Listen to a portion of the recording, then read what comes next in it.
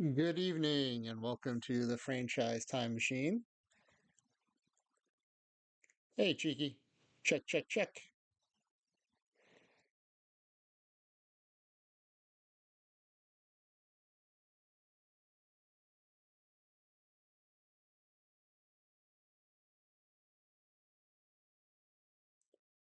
All right, thanks, man. Hey, Max. So yeah, this is our Father's Day special. We have an all-time great father-son team. It was good timing with the Father's Day card set that Spore released earlier this week. Um, Purely coincidental, but I think things like that are going to happen when there's like a holiday or an occasion or an event going on that people might want to do something around. Um, and I think for me, using the base game to bring fathers and sons together is a great use of the whole flexible nature of time in out of the park baseball. And so that's what we're doing today. It's um it's not necessarily the greatest fathers and sons to play the game. So the first thing is there are plenty of amazing fathers or sons where the other half wasn't as great of a player. And so those players aren't going to make the team because we had to fill out a roster. Hey, Cheeky, thank you for the raid. I appreciate it. We're just getting started here. So I was just introducing what we're doing today on this Father's Day special. So it's a father son game, and we're bringing in uh, somewhat, I'll qualify it, the best fathers and sons to play Major League Baseball. And we're going to sim the 2023 season. So hope you all had a great Father's Day. Whether you're a father or you're celebrating your own father, I hope it was great. I'm both, so had a really fun day with my wife and our two kids, and then also had a chance to talk to my dad who lives in Japan um, on video chat, and my girls got to talk to him too, so that was really fun. And yeah, I thought this would be a good way to kind of cap off Father's Day by celebrating some Major League Baseball fathers and sons. So I guess we should jump right into it. I'm going to introduce the roster, and I'll go family by family. And I was kind of talking about this, Cheeky, right before you rated it, but this the timing was great with this and the new Father's Day set that Paul Sporer introduced earlier this week, and everything just kind of tying into Father's Day. I thought it was really good timing, and it was a lot of fun preparing it, and I'm looking forward to having a lot of fun simming the season with everybody here. So, no surprise, the first family on the roster will be the Griffeys, and I thought they were a really great example too of why I was excited to do this in the base game because I think everyone thought it was super cool when they played together. Cheeky chiming in saying you would like to say that they missed really bad on not adding Tony Gwynn and Tony Gwynn Jr. Well, if we had a 100-man roster, Tony Gwynn Jr. might have made it. Oh, today's the death of the anniversary of Tony Gwynn's death. Wow.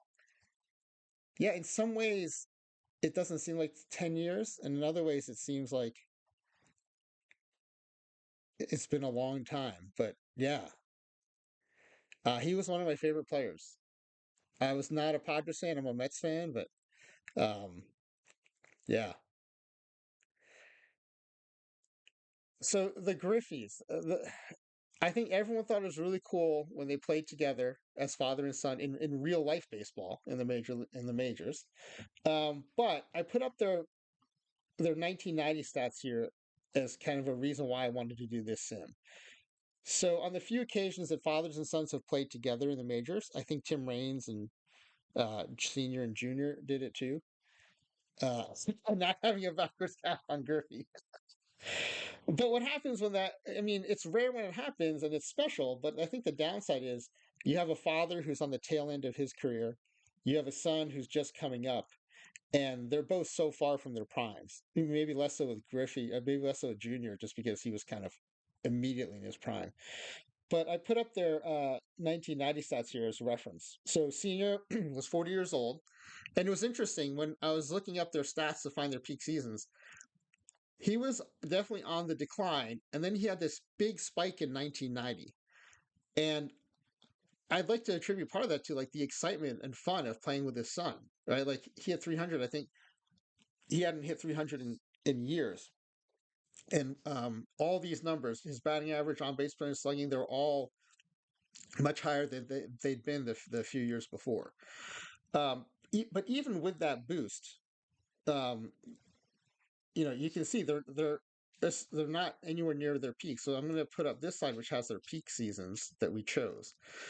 So for Senior, it's 1976 when he was 26 years old, 336 batting average, 851 OPS.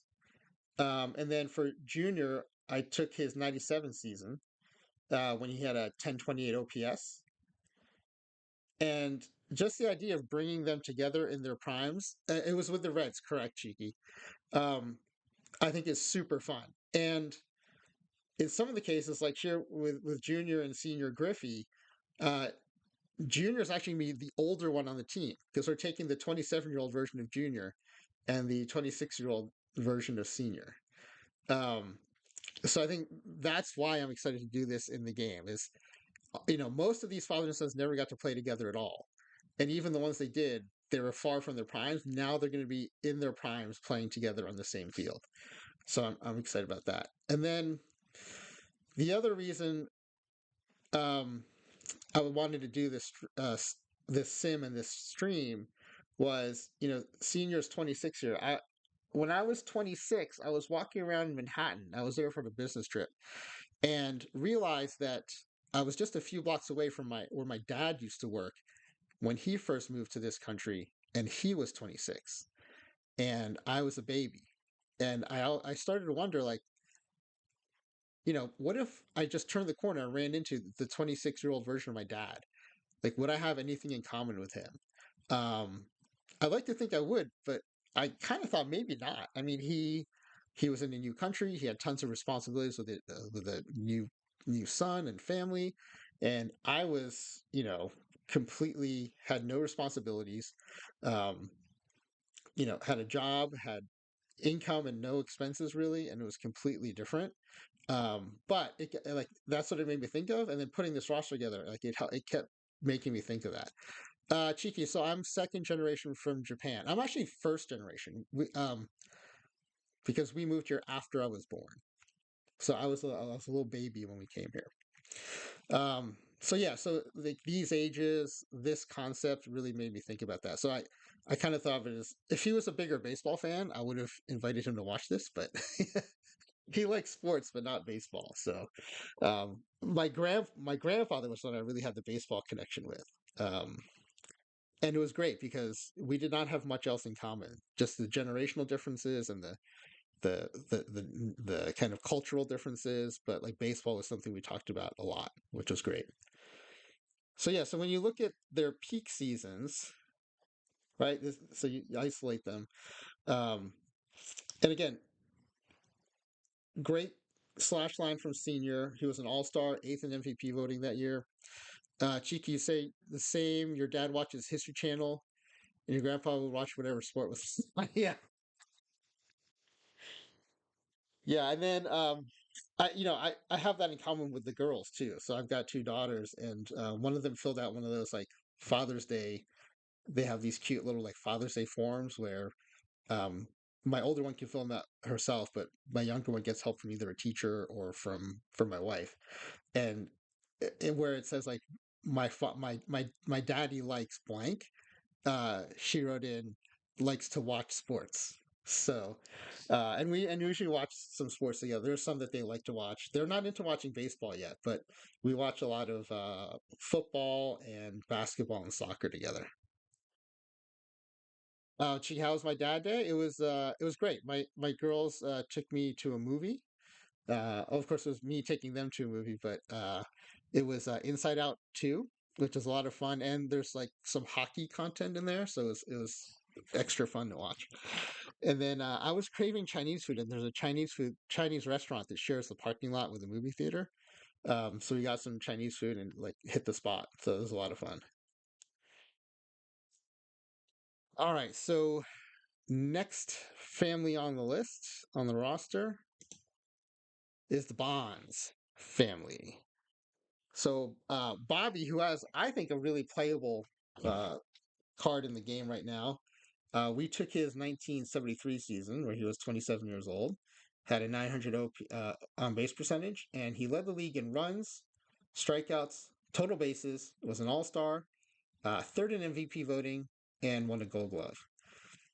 I think these like MVP votes are not to be overlooked. When you look through a lot of these players' careers, most players never even get a single MVP vote. So even if you see like an MVP 10, meaning they finished 10th in MVP voting, like that's an accomplishment and it's probably a season worth looking at. And so Bobby Bonds finished third that year in MVP voting.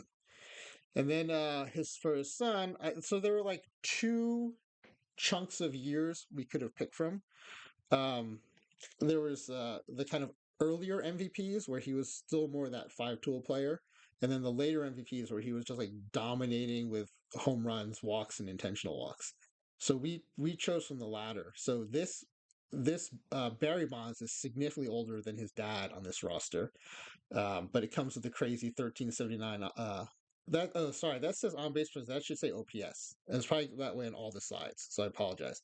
It should be batting average, on base percentage, slugging, and then OPS.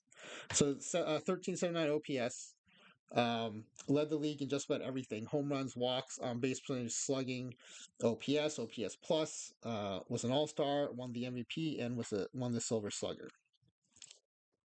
So I don't think there's any surprises so far. Now here's the thing: we're building a roster, not just like a list of the greatest.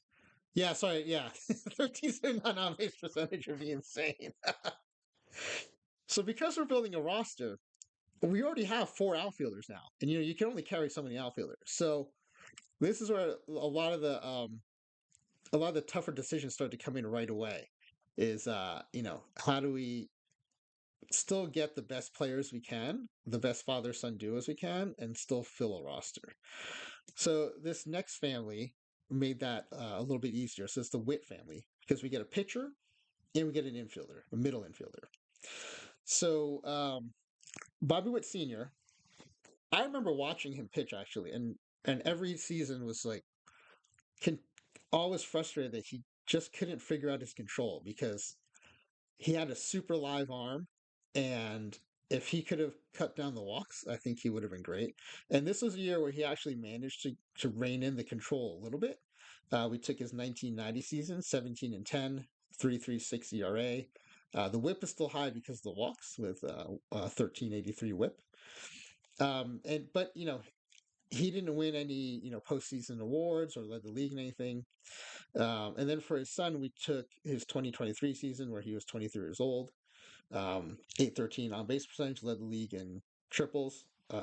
Caught stealing, which isn't a positive stat, but he did finish seventh in MVP voting. So then the next family we took is the Guerrero family. I think at this point, like this is where I was also looking at the Fielder family. So spoiler alert, they're not on the team. Partly because it was just tough to take two first basemen slash DHs with Cecil and Prince Fielder. So we went instead with the Guerrero family, where you get an outfielder and then you get some first base, third base roster flexibility. Um, and found this cute picture of Senior with a very young Junior, and then you see, the big hitter he grows up to be in the picture on the bottom. So in that 2000 year, 345 average, 1074 OPS. Again, that should say OPS. Led the league in intentional walks, which is always a sign, I think, of a good season. Was an All Star, Silver Slugger, and finished sixth in the MVP voting. And then for junior, we took the 2021 season where he was 22 years old. Crazy to think about this slash line from a 22-year-old: 311, 401, 601 for just over 1,000 OPS. Led the league in runs, home runs, on base percentage, slugging, OPS, OPS plus, and total bases as a 22-year-old. All right. So the next family, this is one where the Boone family also had cards in the recent set that um, the Perfect Team released. I did consider, and one of the last cuts were the third generation of Boones. So right now you've got here Ray Boone, who was a middle infielder, and Bob Boone, who was a catcher. And Bob Boone's someone I remember watching towards the tail end of his career. I think he was still winning Gold Gloves at that point, but just kind of like your um, the archetype of the defensive catcher at the time. And then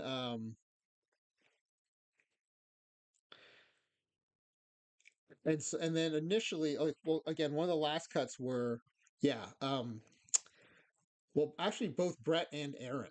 So I initially had potentially four Boons on the team. Partly because second base is always tough when you build these teams.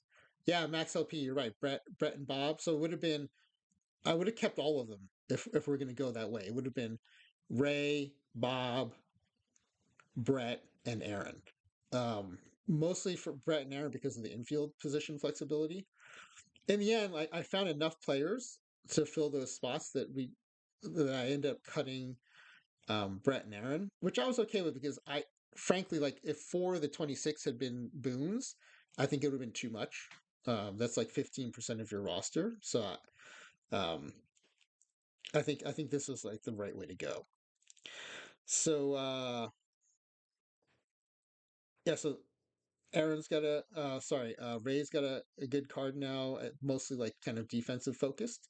But this season, the 1956 season, he did hit 308 with a 920 OPS and was an All Star. And then for Bob, took the 1978 season where he was 30. And this is when I realized, like, wow, he was like a good defensive catcher when I was watching him in his late 30s. And so it was really cool to go back and see his earlier career stats.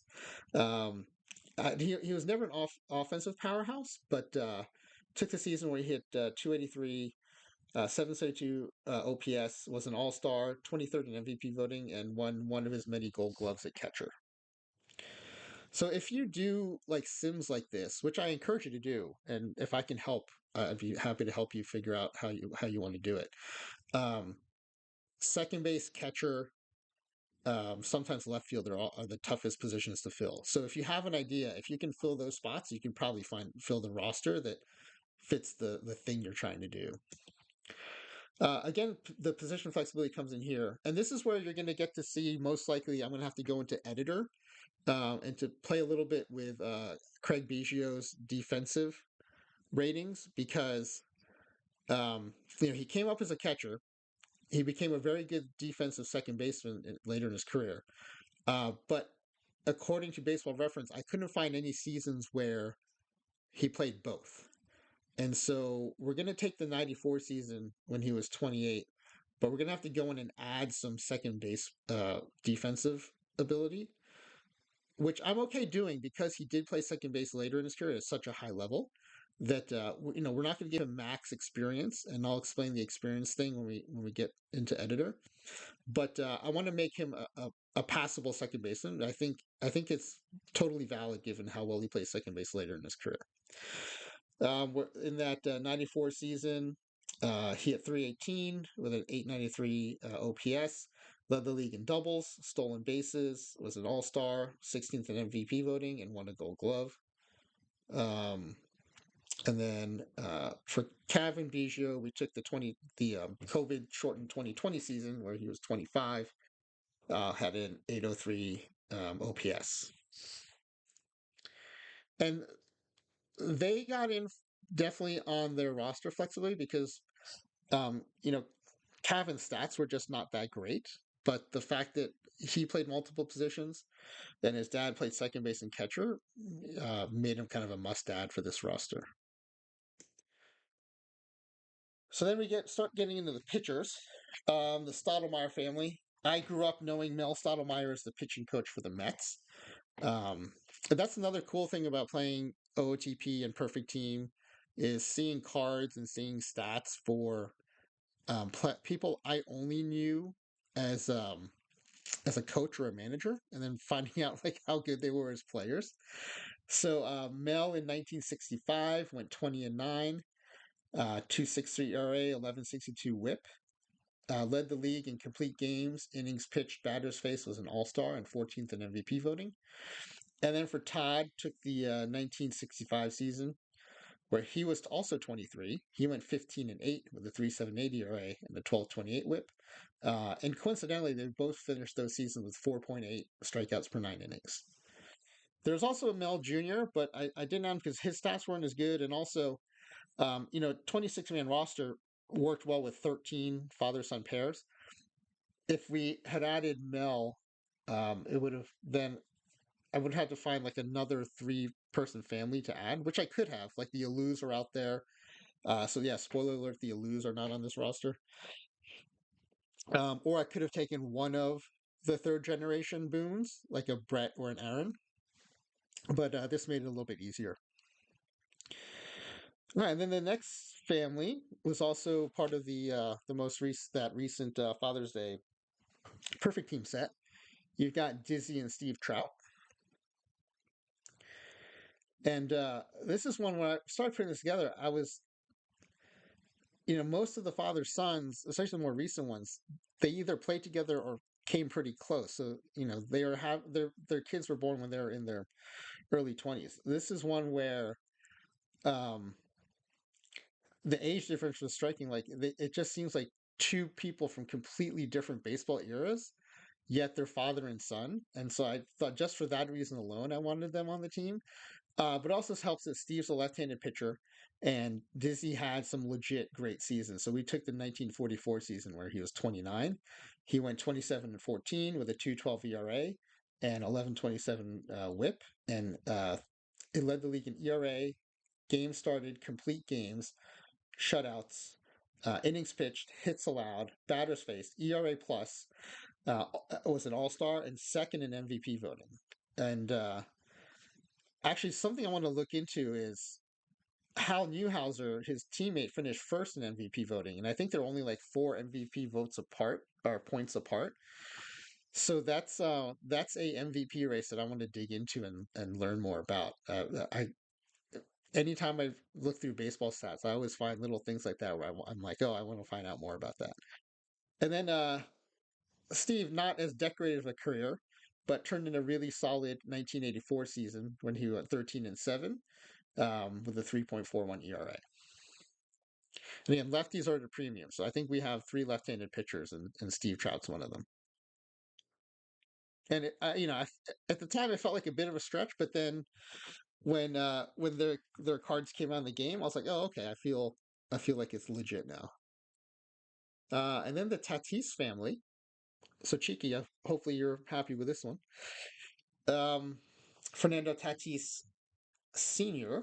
We took his 1993 season. I think I'm assuming this is the season where he also hit uh, two grand slams. I want to say in one inning, but it's probably one game. um, but yeah, so yeah, the grand slams. Hey, Cheeky, do you know was it in the same inning or the same game? If it's the same inning, it's extra insane. But in either case, it's crazy. Um, even just the fact that they pitched to him the second time the bases were loaded. Um, for his peak season, we took 1999, where he was 23, just under 300 batting average, one inning. Okay, yeah, extra crazy. That's super crazy. It's hard to even get up twice in one inning, and he hit two grand slams, and a really healthy 957 OPS. And then for Tatis Jr., the main thing is we needed infielders. So I took one of the seasons where he's a shortstop. So we took 2021, where he was 22 years old. He also hit just under 300, matching the 298 of his dad. Um, April 23rd, 1999. Thank you, Cheeky. And then the 375 OPS. And then that year, Junior led the league in home runs and was an all-star, third in MVP voting, and a Silver Slugger. Has never been done again. That's one where I want to say it'll never be done again, but you never know. That's right. That's right. Junior, part of Slam Diego. Yep. So we've got the Tatises. Definitely helpful having a third baseman father and a son who's a shortstop at the time. Definitely helpful from the position standpoint. And then the Bannisters, I think they were also in that card set.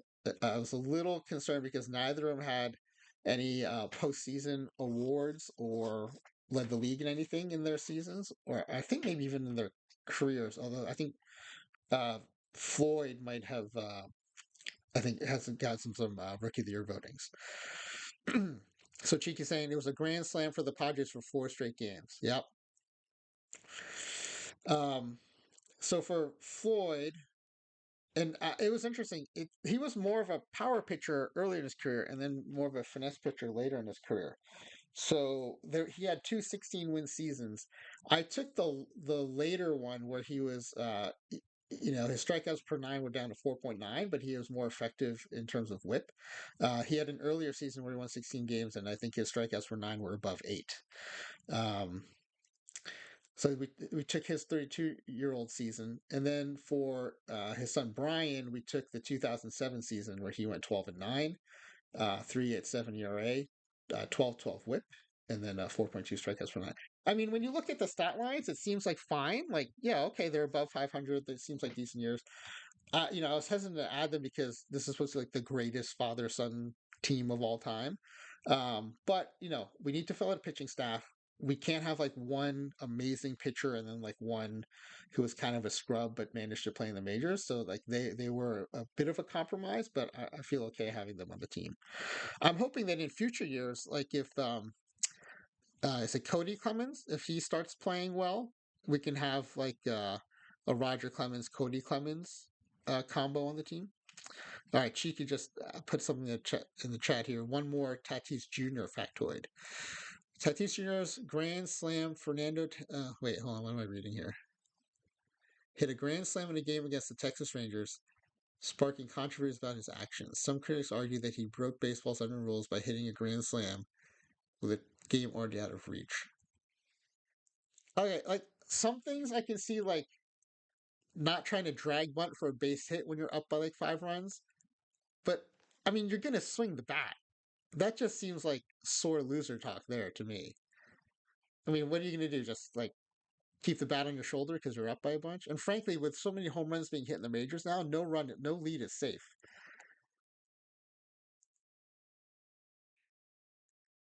Tatis defended his actions, saying that he was simply playing to win and that every hit, every RBI, and every home run matters.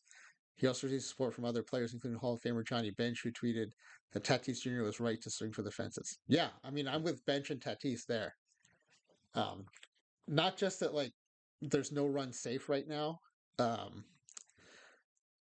but like, it's not like, you know, like I said, it's not like he's trying to like bunt for a hit. Like he's just swinging. That's what he does. That's what he's supposed to do. So yeah, if it's a rule, write it down. Yep, I agree with that. All right, so then the next family up is the Gordon family. So this is another family that, if we wanted to go three, we could have with Nick Gordon, although he would have been much more borderline. But Tom Flash Gordon, we took his 1998 season. Um, so he transitioned from starter to reliever. So it was great having him on board because I can pick. Like if I looked at the roster and felt like we needed another starter, I can go early in his career and get a starting season. But we have plenty of starters, so I felt good taking one of his closer seasons. So this year he went 7-4 and led the league with 46 saves. Led the league in appearances, had an almost one WHIP, 8.8 strikeouts per nine, was an All Star, and got was 13th in MVP voting. Felt great taking that season. And then I got to admit, when I looked up D. Strange Gordon stats, I mean, I knew he had a decent career. I was surprised at how good his peak was. Um, I frankly had no idea. Um, 2015, at 27 years old, he hit 333, led the league in batting. Am I using baseball ref for all these or ML? I use baseball reference for consistency. I um I freely admit that I think, especially when it comes to some of the Negro League stats, it might not be as good as other sources, but for all these simulations, I'm trying to be consistent across eras. So I'm just going to say I'm going to use everything baseball reference for these. Now, if at some point I switch over to something else, I'll switch everything over to that. So, but for these, I'm just using baseball reference across the board. And for things like, for example, like rookie team, I use the baseball reference. When did they hit their rookie limit? Um, yeah, and so D. Strange Gordon led the league in hits, stolen bases, caught stealing, batting average, was an All Star, won a Gold Glove, was a Silver Slugger, and 16th in MVP voting. Like I had no idea he was that good at his peak. So he was an easy ad, gave us some infield flexibility, gave us some speed, and his dad's arm gave us a closer out of the bullpen, which I really like. And then this is another family that it just seems like pitchers from two vastly different eras. Um, but Clyde Wright and Jared Wright, and Clyde has a good 40 iron card in the game. I use it a lot in cap tournaments, or I did before I got combinated out of playing cap tournaments and iron tournaments. But I still play an occasional cap tournament, like there's like bronze cap and silver cap that I sometimes still play. And so Clyde Wright still makes my roster sometimes. So for him, we took a 1970 season where he was 29, 22 and 12 record, 2.82 ERA, 12.05 WHIP, and he was an All Star, sixth in Cy Young voting, and 21st in MVP voting. And I found this picture of him. I'm hoping that's his son Jared. It didn't say in the picture, but it would be great if it was.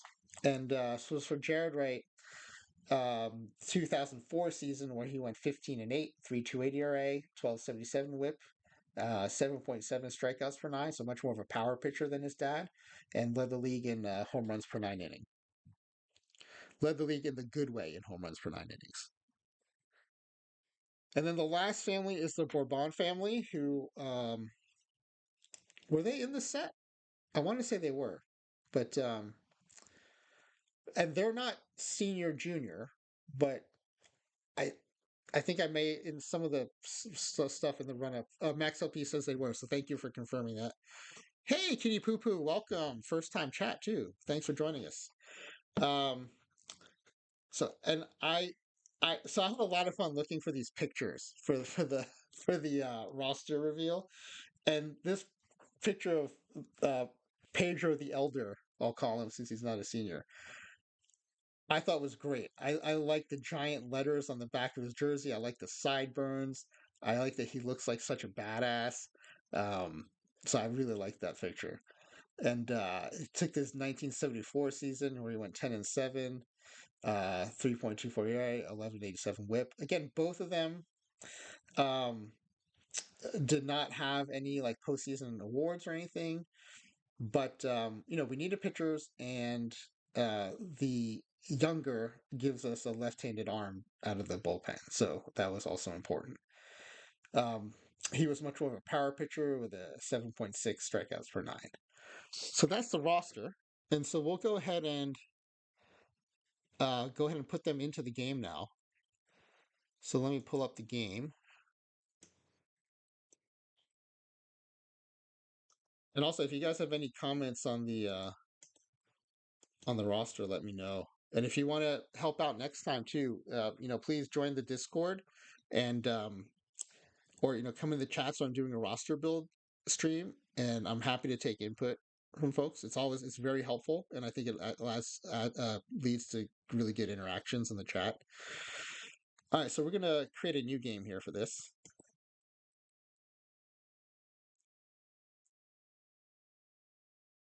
Oh yeah, should I put my Discord link in here in the chat? Let me see if I can find it.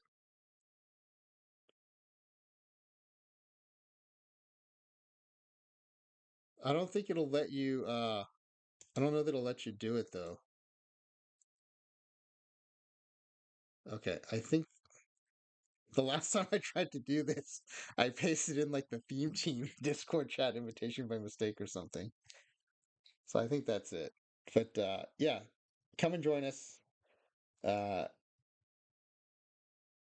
or just do it in the chat. I'm happy to do it in the chat too. In fact, I should do this. Might be a good time too to introduce. I'll do it when the game's loading up.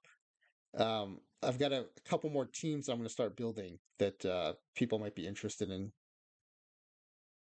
contributing names to.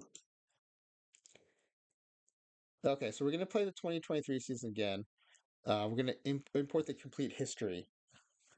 And I've got this checklist that I'll be using as I do this. So this helps me get really clean, fast simulations. And if you want the whole kind of, if you want a really clean version of what that looks like, episode 14, it might not be on my Twitch anymore, but it's on my YouTube. And my YouTube is also Franchise Time Machine. That episode 14, it was the all-time rookie team.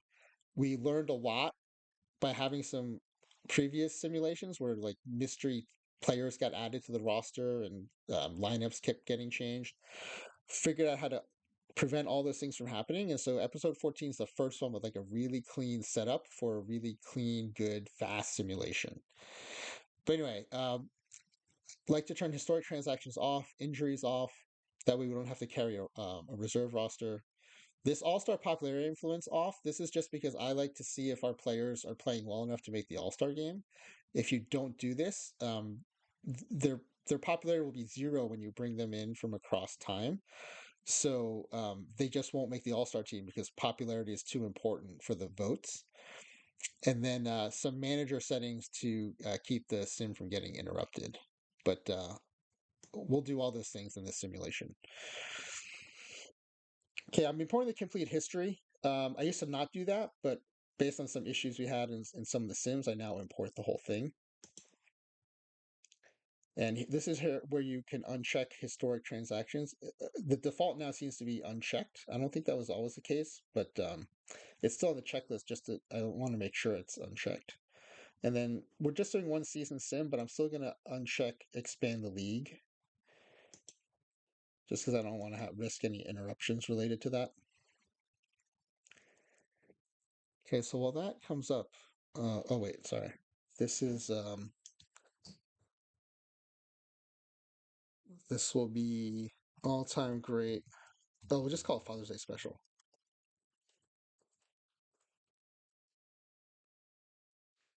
I'm calling it 2024, but we're simming in the 2023 season. And then I'm in commissioner mode because we're going to use editor and then cannot be fired. Okay. So that comes up. I was going to mention here's a couple of upcoming. So a couple of roster builds I'll be doing that you might be interested in weighing in on because I think these are topics that people have like their favorite names for these. The first is bust to best is what I'm calling it for now. These are going to be, either draft bust or prospect bust. And what I'm going to do is take one of the early seasons and reference their potential number because I was asking Paul this too, and he he he thinks this is a case where if you go back to an early season, their potential number will reflect what scouts and people were thinking about their potential, and so it won't necessarily be like muted if they end up being a bust because it'll reflect kind of what the thinking was at the time.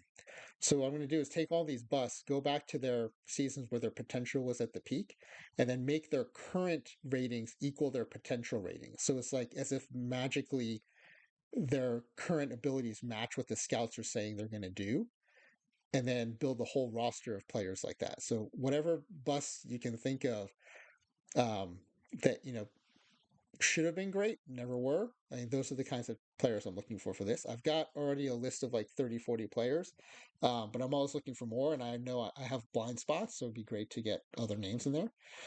The what could have been roster build, it's similar but different. So these are players where they're on track for great careers, maybe even Hall of Fame careers, and then usually injuries happen. Um, or in the case of like a Jose Fernandez, right? He got killed in a boating accident. So things like that.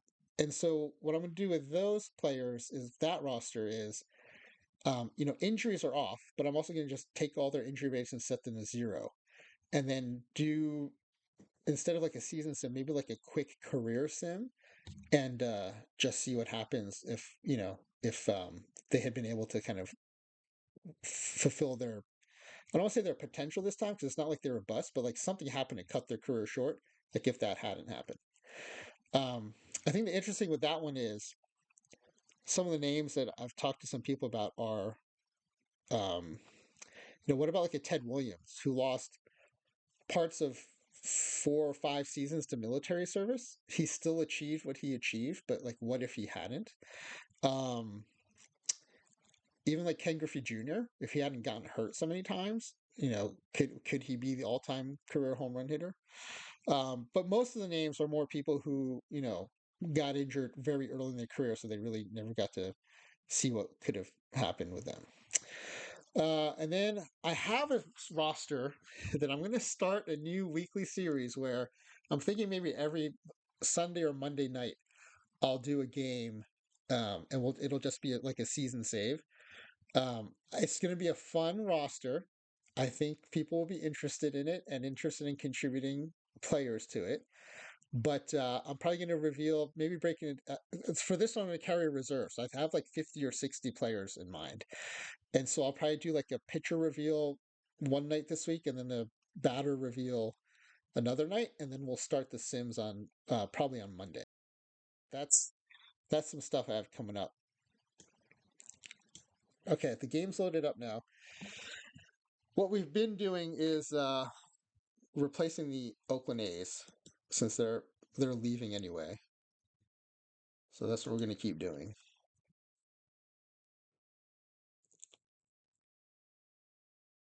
Okay. And while it's thinking, I'll pull up this other checklist I have, which is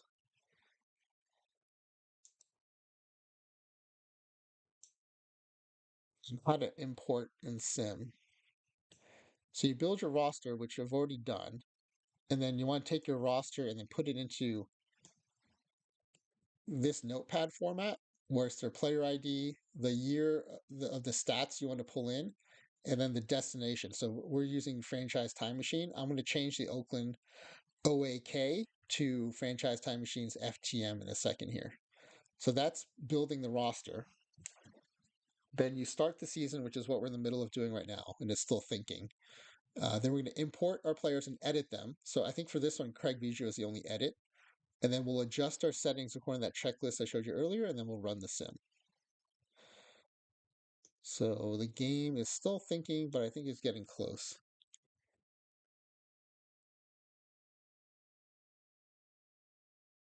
You haven't missed the start of the season yet, Hercules. You missed the roster reveal, um, and just a bit on like a couple of upcoming roster builds that I'll be doing. All right, so let's just before we get started, I don't want to send the Ross have a problem where we don't have anywhere to put the player, so I'm just gonna go make the name changes now. So under the team name, you can go to team settings.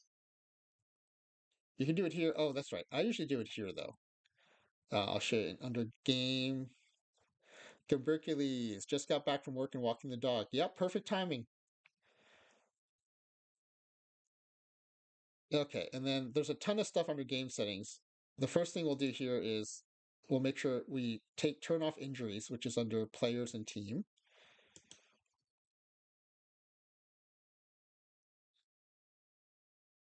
And then under this league settings, also a sub menu in addition to these menus here.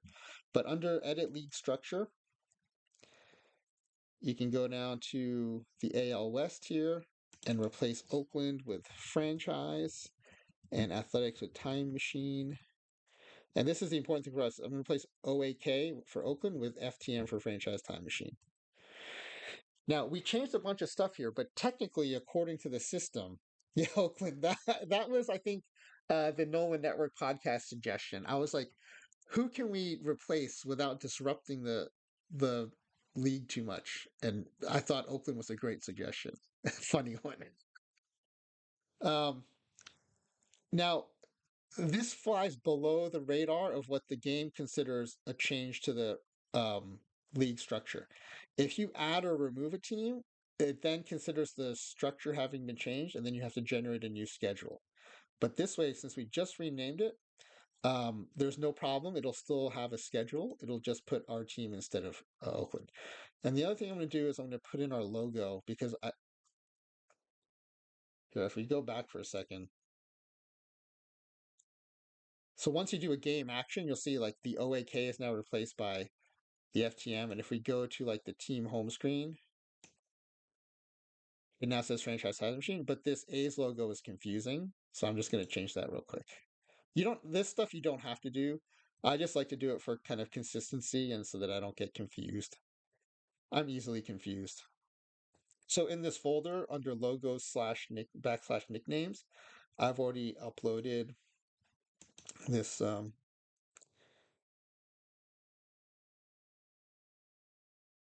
logo. So that's our team logo now. You see, you even replaced it on the hat. And if you haven't done it, this is a fun place where you can change your uniforms and stuff. Um, and I think there are ways, and I think this it's on the forums and in Steam, where you can do a lot more custom uniforms than you can in the game. But I'm not going to mess with that. I'm just going to change the logo for now. Okay, and then let's clear out our roster. And this is what I mean by in that checklist. Um, this is the more detailed checklist on how to import players. Preparing the destination. Part of that is, making sure it's got the right three-letter designation, but then also making room for your players. If you do it later, then you have to like pick and choose the players to delete, and it's a lot harder once you have the players you want to keep mixed in. It's a lot cleaner if you just do it here before you bring everyone in. All right, so our team is clean and waiting for players to come in. So now what I'm going to do is I'm going to go to the free agent page, which is where you go to create and import players. And I'll be following these steps. Actions, import, select this database, and then we're going to upload that file. And you'll see how easy it is. It's super easy. Okay, so we do that through the free agent screen.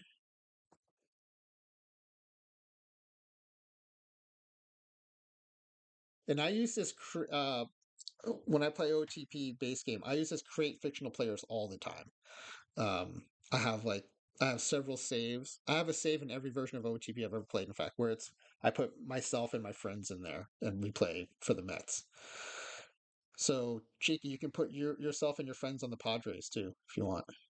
So import historical players from this database, historical underscore database.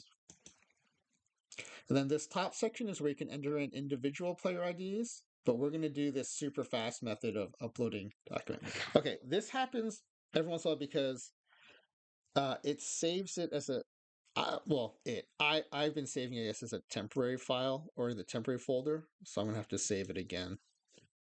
So what I'm doing is I'm going back to this text file, and I'm just saving it in the temp folder as Father's Day 2024. Now it's saved and it should appear in there, but as with several things in um, OTP, it's not going to show up until I exit out and do it again. So we'll go to import. Oh, I just realized you're not seeing the pop-up window. Okay, when I do import, a little pop-up window comes up where it's historical player import options.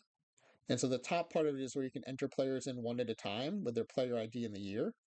But there's a button below it that says click here to select file. And now my file name is showing up. No, it's not showing because it's full screen. Okay.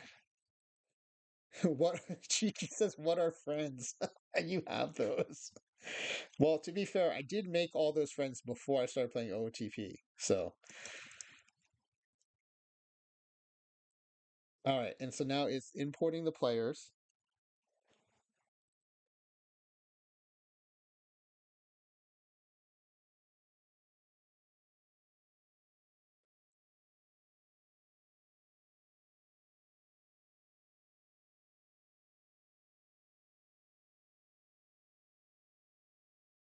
I'd like to find some way to do this so that the pop-up shows up in the stream. Because now that I realize that episode 14, it's still going to be super helpful, but it won't be as helpful because you won't be able to see the pop-up windows I'm talking about. But I think I kind of read through them and explain them pretty clearly. So I think it's still a good resource for doing this. Do screen capture instead of game capture on OBS. Okay, thanks, Cheeky. I'll do that the next time. Oh yeah, because screen capture would capture everything I'm seeing, including the pop-ups. So I will do that. Um, in fact, should I try to do that now?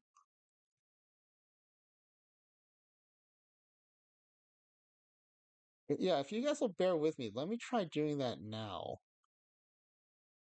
Um,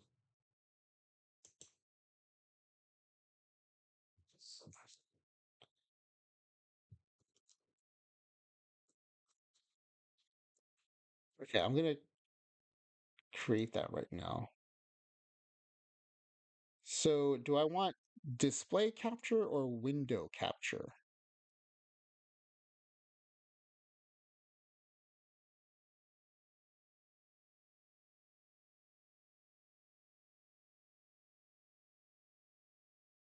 Either would work. Okay, let's try display capture. OTP. Okay, I chose display capture, so perfect.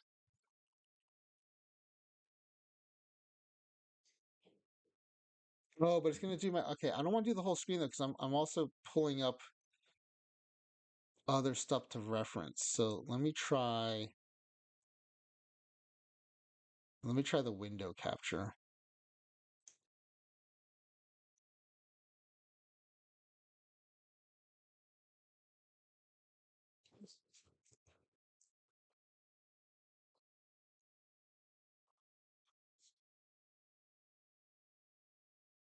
Oh yeah, okay. The pop-up is showing up, so this is great. Man, I feel bad. All those other streams then. This is not showing up. Okay. All right, now you guys are seeing what I'm seeing. Okay, so I'm gonna go back and do that just one more time, just so you guys can see. Especially in case any of you want to do this. It's super easy, but it'll be even easier if you see me do it. So yes, you'll see everyone's there. So we're just gonna repeat it. No, oh, I retired them. I don't think it matters, but I'm worried that someone will unretire them somehow. Anyway, um, go to the free agent screen and then go here to import historical players. The top part here is where oh yeah, it's even pre-populated one with someone from our roster. You can enter in their player ID and the year, but we're just going to do a mass import here. This is the file I just saved, and then just hit import players.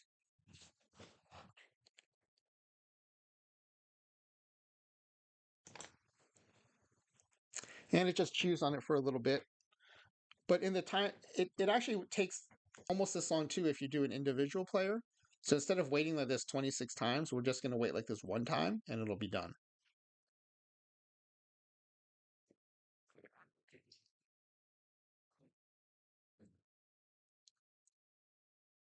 And that's also why when I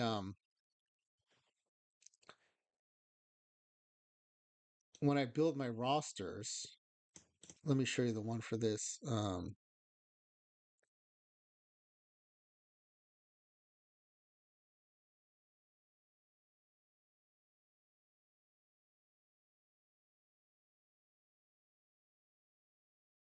While it's chewing, I'm going to show you this.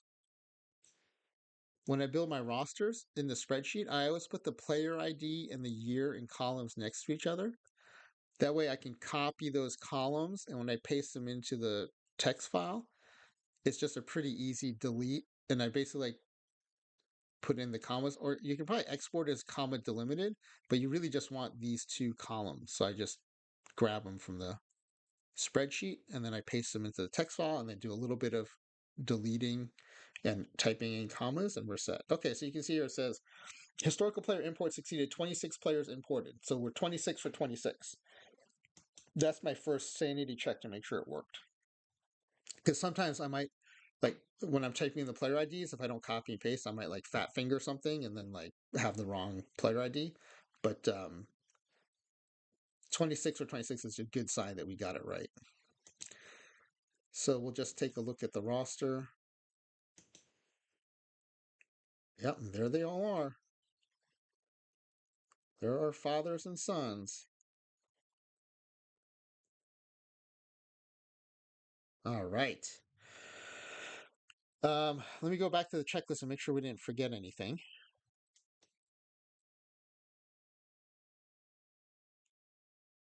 Okay, I just have the mailbox stuff to do, and then I'll show you how to do a de facto do not disturb without the problems of do not disturb. But before we go into that, let's build our pitching staff. For these simulations, I've just been letting the AI select the pitching staff, and then I might make a few tweaks, like in terms of like the rotation in particular.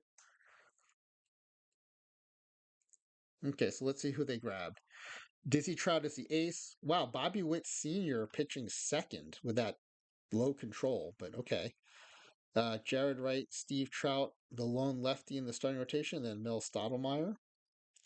And it's going Tom Gordon as the closer, Pedro Bourbon is the setup, and that's the lefty Pedro, so that's the younger Pedro Bourbon. And then middle relief, lefty, lefty, righty, Floyd, Bannister, Clyde Wright, and the elder Pedro Bourbon. And then Brian Bannister and Todd Stottlemyre in long relief. Okay, I can go with that. And then for our lineup, I'm going to do the same. I often do a little more tweaking here, but okay, it's got D Strange Gordon at second. So here's the problem because let's look at Craig Biggio. I'm gonna see. So yeah, he's only qualified at second base here, not at not at catcher. So we're gonna go in and give him some catcher. So if you go to editor, if you haven't done this, it's really simple, but it'll blow your mind if you're if you're seeing this for the first time. So editor in commissioner mode, you can one of the many things you can do in commissioner mode is editor, where you can kind of go behind the scenes on the player card.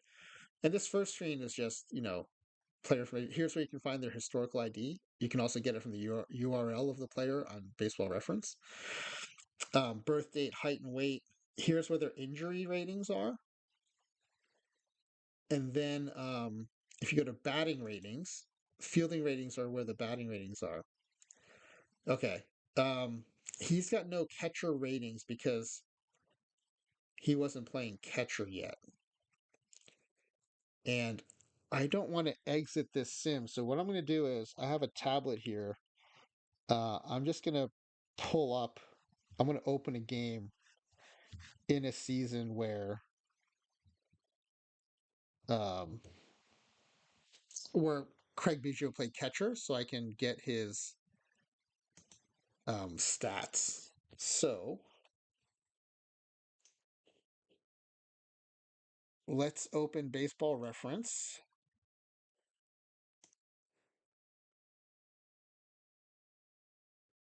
And I'll show you too where you can find their player IDs.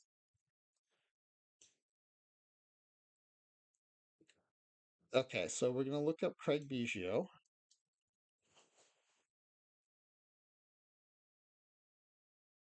And then I'm gonna have to move this down a little bit so you can see the URL. If you look up at the URL, you see there at the very end where it says BIGGICR01. That's his player ID. It's his player ID in Baseball Reference and his player ID in OOTP. So you can just copy and paste that. But we want to know games by position. Okay, so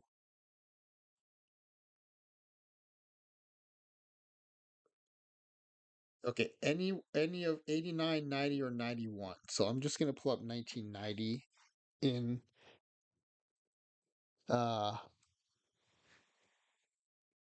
so we're gonna come back and do this later while the game loads. So sorry, what year was it? 1990. But just I'm letting you know what I'm doing here in case you ever need to do this. On a separate computer, I have two licenses. I bought a license just for streaming when I decided to start streaming, so I can do this while not disrupting our simulation. Okay, I'm just going to create a 1990 season, but it's going to take a while. So while that processes, we'll do the other preparation stuff. Okay, it's building a 1990 season as we speak. How much did that cost? Unfortunately, I didn't get it during another sale. Like another 25% off sale started like 2 weeks after I bought the second license. So it was the full price, which is, I don't know, what is it, 40, 39, 49.99 or something?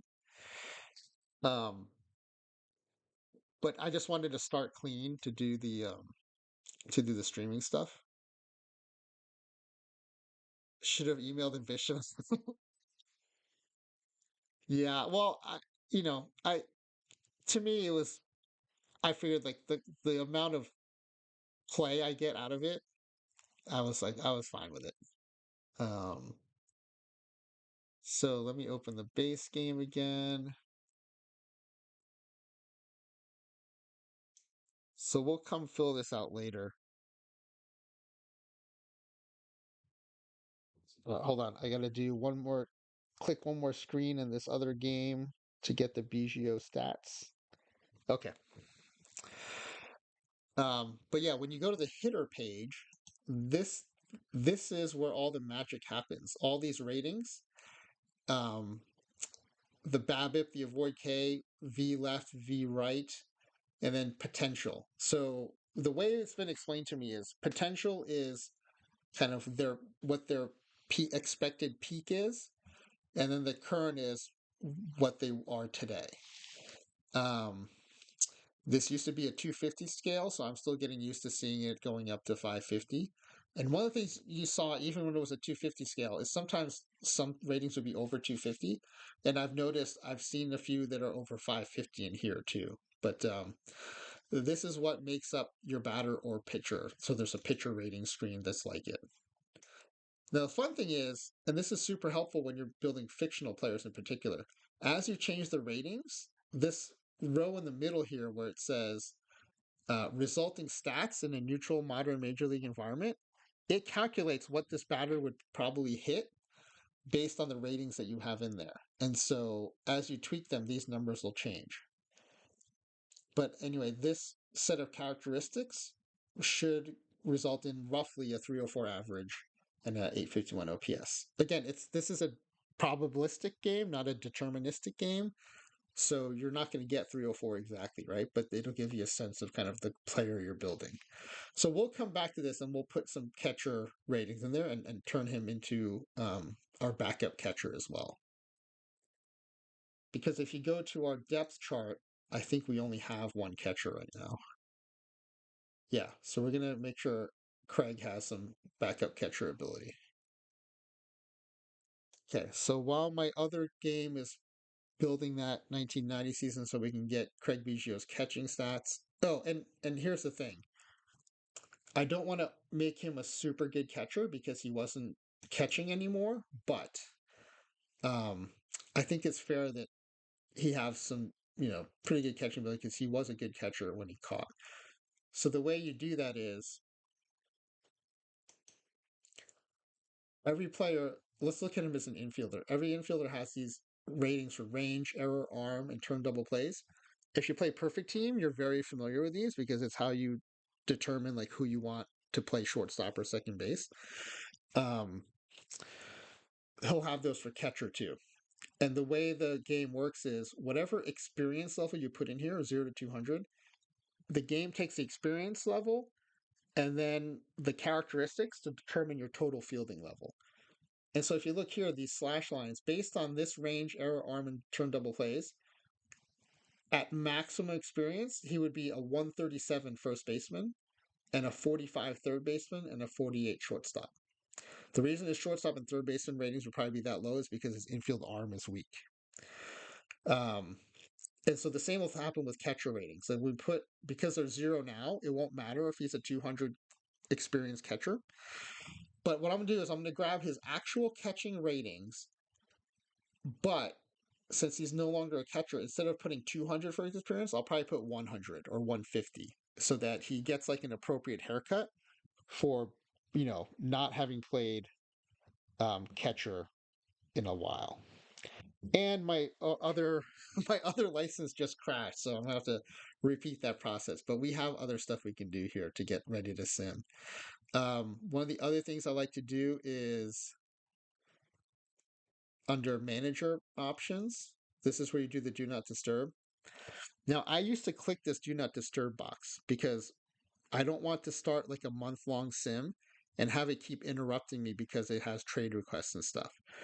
But if you read the fine print here, it says um, the AI will ignore trade offers but make necessary transactions like signing free agents or making draft picks. It will also set the lineups, depth charts, and pitching staff and handle minor league transactions. This is why when I turned on Do Not Disturb, it kept messing up my platoons and stuff for the my 1986 New York Mets Sims. It would, because it was on Do Not Disturb, it took over all the roster lineup stuff. And so even though it says here that all these things are under human control, like lineups and pitching staff, if you click on Do Not Disturb, it undoes, it'll let the AI take over. But if you notice down here, exit autoplay, if you uncheck all these, now it won't bother you at all. So you don't need to check Do Not Disturb and you don't need to give the AI control. So this is how I've gotten around that. That was one of the big things that made it easier to have these cleaner sims. Because when you bring all these players into 2023, you don't want the AI adding other people. You want to play with the people you brought in. So that's been really good. And then in the mailbox, I make it global, but then I turn off everything except major awards and general league news. This is because I want to see the results of the All Star voting and the postseason awards. Okay. Now we're ready to sim except for Craig Biggio. So let's see what's going on with my other license. Okay. For some reason, OTP is not wanting to start up my other. Okay. Here's another thing you can do. This is really cool. I'm teaching you guys lots of stuff today. Under league history,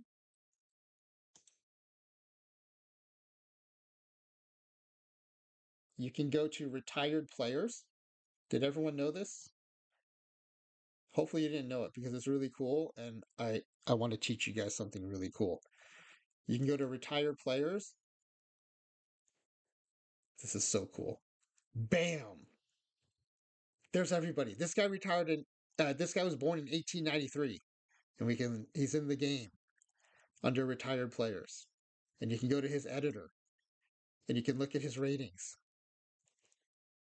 All right, so now we're just going to find Craig Biggio.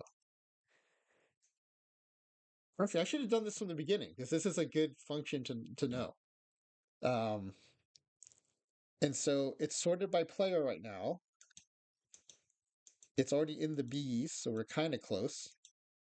There's Craig Biggio. This other Craig Biggio is the one we just brought in, but this is wait, this is the Craig Biggio we brought in. This is the retired Craig Biggio, inducted in the Hall of Fame. So we're gonna go here and look at his. Oh, you know what though? This might have the retired. Okay, it doesn't. Yeah, I do have to go into the 1990 season, I guess. Ah, bummer. I thought I had it figured out. And this is the Craig Biggio we just brought in.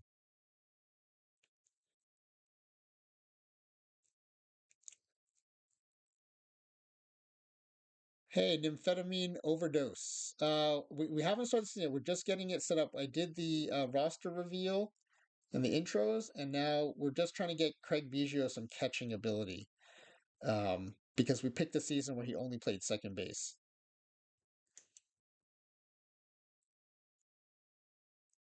Yeah, okay. I am gonna have to pull it up.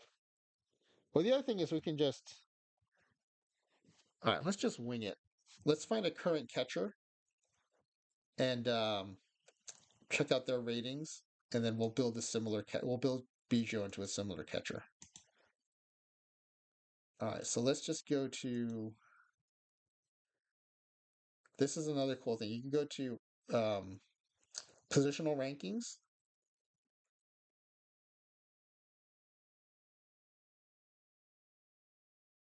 right? And then you can do by position,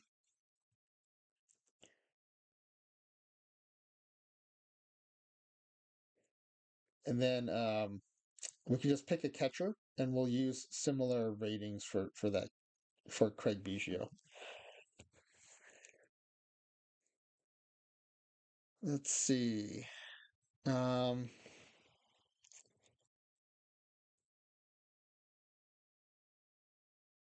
yeah, we have one actually on our roster. Why don't we just look at Bob Boone? I mean, we're not going to make him as good as Bob Boone, but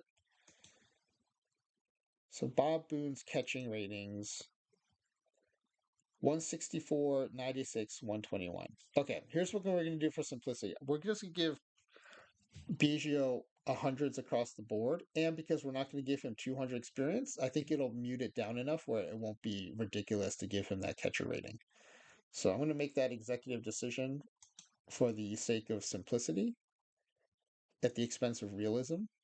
And we'll just do that. He's our backup catcher, and I want to get the sim started. So I think that's a decent way to do it. So 100s, and so now you see his maximum rating is 83, and so I'm fine with that. And so I'm even fine giving him like a 150 here because now he's a 63. I'm even fine getting a little higher considering he was a decent catcher at the time. At the time, and he's only a couple years removed from when he was playing catcher, so I'm fine with him having a 73 out of 83 rating here. So we're going to do that. Okay, so now when we go to our depth chart, we need to rerun it. So if you go to your lineup and you just have your bench coach do all the depth charts and lineups again, now you see Biggio shows up here as the backup catcher. So we're good to go. We have backups at every position, and we have our pitching staff set up. So we're ready to go.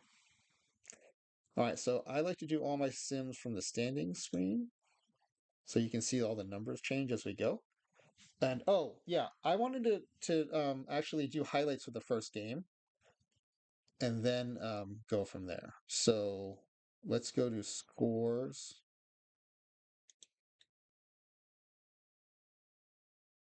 and then we'll hide scores. Now, when we go the next day, it's going to think for a while because it's actually going into the start of the season. So it's going to do some processing.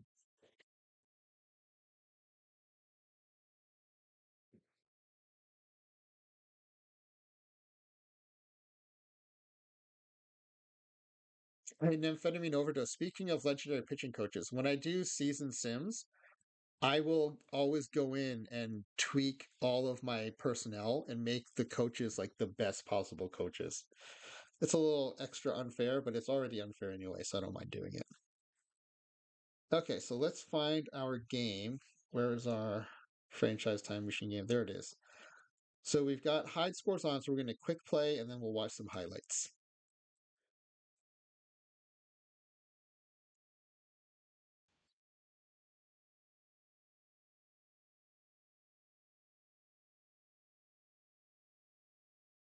All right. Oh, this is awesome.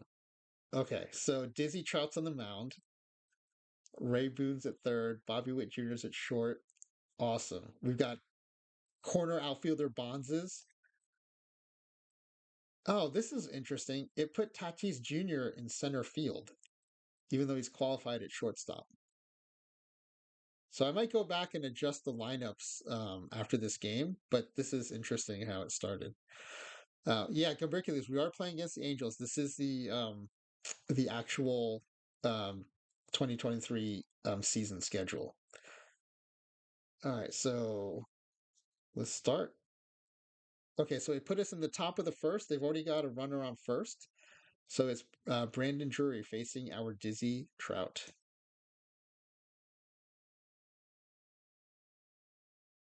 Oh, a double play on the line drive. Nice play by D. Strange Gordon. And you make the play, you're going to get the lead off the next inning. But the AI skipping us to the bottom of the third. Still scoreless, one hit per team. Bobby Witt Jr. on first, and Bob Boone at bat. Amongst this lineup, he's the most light hitting, so we'll see what happens here. Oh, he says, "Here's light hitting for you," and he went yard. All right, we're up 2-0. He showed me. Chika says, "You don't hate Tatis Jr. in center field?" He said, "If Petco right field were not so important, then you probably would have played center field." Yeah. I mean, when you're that good of an athlete and you have that much range, makes sense. Okay, we're still in the bottom of the third. 2 outs now for Vladimir Guerrero, and this is senior, it looks like. No two grand slams this inning, but he does get a home run. Deep left field. And we're up 3-0.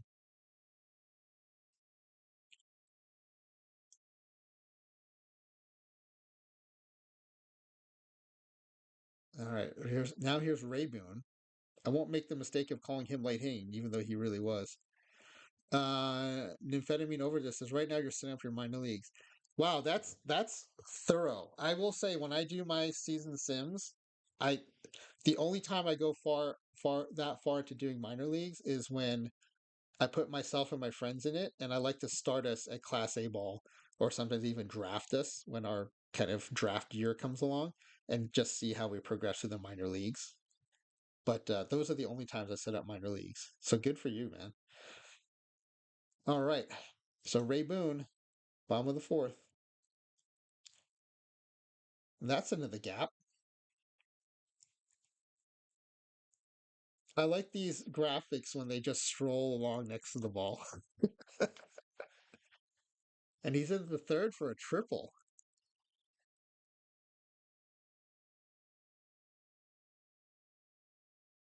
All right, top of the fifth now. They got a runner on first.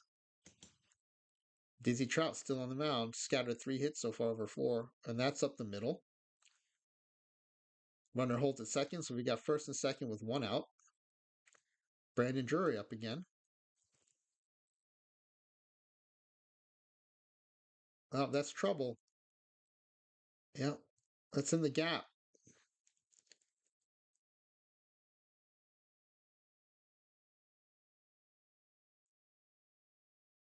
All right, it's turned into a ball game, 3-2. And Otani's up with a runner on third.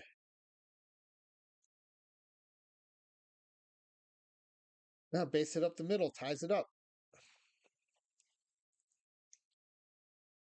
Hey, I'm kind of curious. Do you guys have predictions on how many games this team will win this year?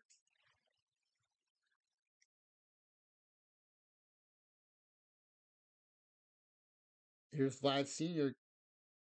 going yard. 92 wins from Gumbercules. All right, we're up 5-3. And it's Barry Bonds now. 2 outs still in the bottom of the fifth. Oh, that's got to be gone. Wait, crush that. 446 feet. All right, nymphetamine overdose also with 92. Oh, look at him sliding down. You see that sliding down the third baseline? Oh, these graphics sometimes crack me up. My favorite is when an outfielder makes an error when they pick up the ball and then they just flip it behind themselves. Yeah, he was skating into home, wasn't he? That was great. Um, I'm definitely gonna watch that again in the VOD. Okay. The Angels are now up top of the seventh, two outs with runners on first and third for Mike Trout. And I don't like this lefty righty matchup for Trout. Who outside walks him for the bases loaded. All right, up three with the bases loaded for Hunter Renfroe with two outs. Still Clyde right on the mound in relief. And strikes him out. Strands three. All right, Tatis Jr. up now with D. Strange Gordon on first. Bottom of the seventh, no out. Oh, does that have enough distance? It's gone. That says 383 feet, but it looked like it barely cleared the fence. But doesn't matter, still drives in two. Those are big insurance runs now. Oh, check it out. Vlad Sr. on second, Vlad Jr. at bat.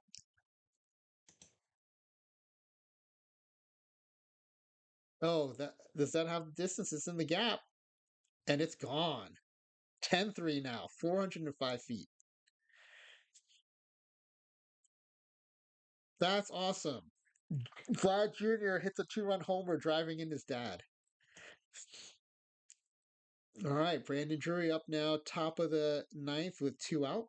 This is usually the sign that the highlights that the AI has given up, but we'll see what happens here. 11-3 at this point.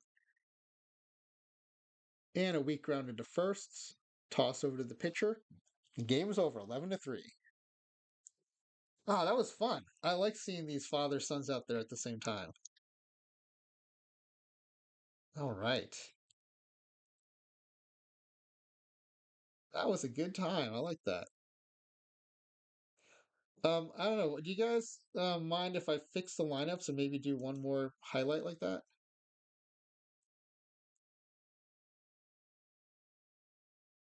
Actually, I don't even want to fix the lineups. I kind of want to see this. All right, let's do it. Let's do another one. I'm going to leave it. I want to see what the AI does. All right, so we'll go to the next day and find our game here. Oh, do we have a day off?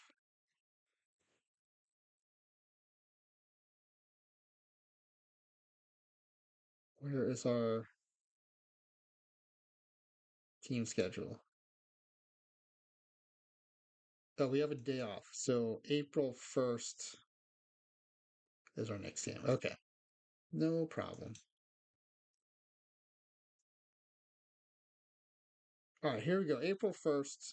We have another game with the Angels. There we go. All right, Patrick Sandoval against Bobby Witt Sr. Oh, I want to see this anyway because I want to see how wild or not wild Bobby Witt is. Perfect. Scores are still hidden.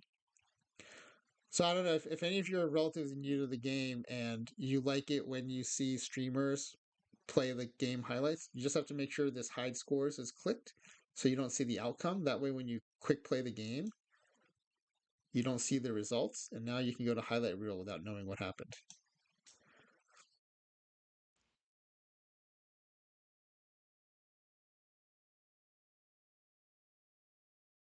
All right, so we're already at the bottom of the second here.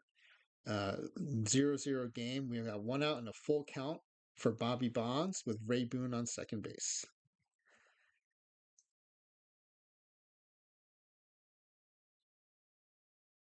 That's in for base hit in the right field. It's like a run scoring single. Oh, did he get caught off of first base? Nope. The first baseman just ignored him. All right, but that does score Ray Boone. And we're moving on to the bottom of the fourth now. Barry Bonds. Now it's Barry Bonds on second for Ray Boone at bat.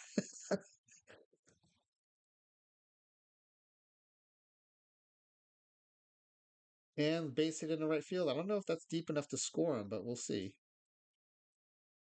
Yeah, Barry comes in to score. So 2-0, top of the fifth. The Angels at bat with a runner on first, no outs, and a 1-1 count. And that's a base hit in the left. Runner holds at second, so first and second with no out for Chad Wallach.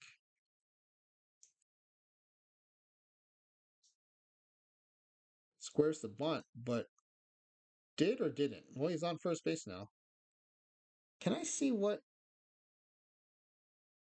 I was trying to see if I can see his current stats in game stats, but I want to see how many walks he's given up. All right, bases loaded and no outs for David Fletcher.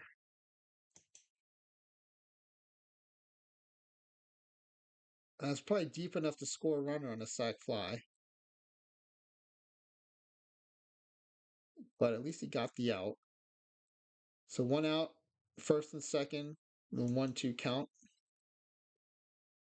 Strikes him out, swinging. As long as you don't see 3-ball counts, we're good. And that's going to be a base hit into the gap. That's probably going to score both runners. And we've got a nice shot of the seats there. All right, that's a 2-run scoring double. And in the end, they get 3 runs that inning to take the lead 3-2. We're in the bottom of the fifth. D. Strange Gordon on first, and Fernando Tatis Jr. at the plate. And that's going to drop into left field.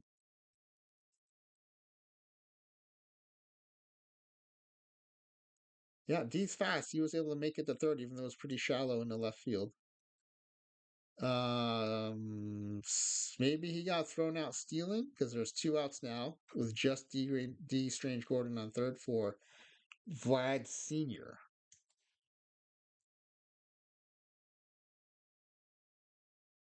And it's a base hit down the line in the right field, extra bases for sure.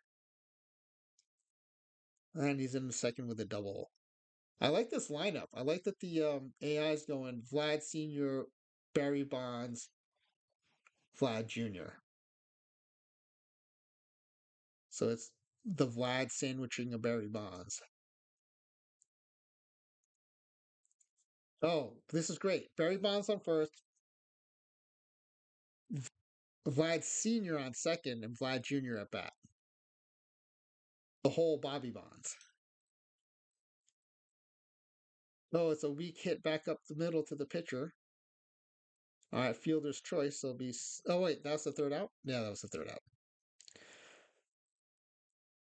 All right, Mike Trout facing Floyd Bannister coming in out of the pen. And that's deep into the gap in right center.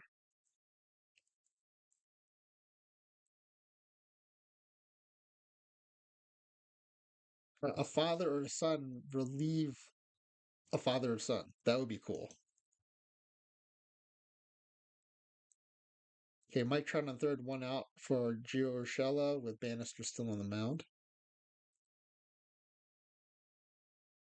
Did he just get picked off a third? Wait, what happened there? Wait, what just happened? Okay, Trout's on. Trout still 3-3 game. And he goes down swinging.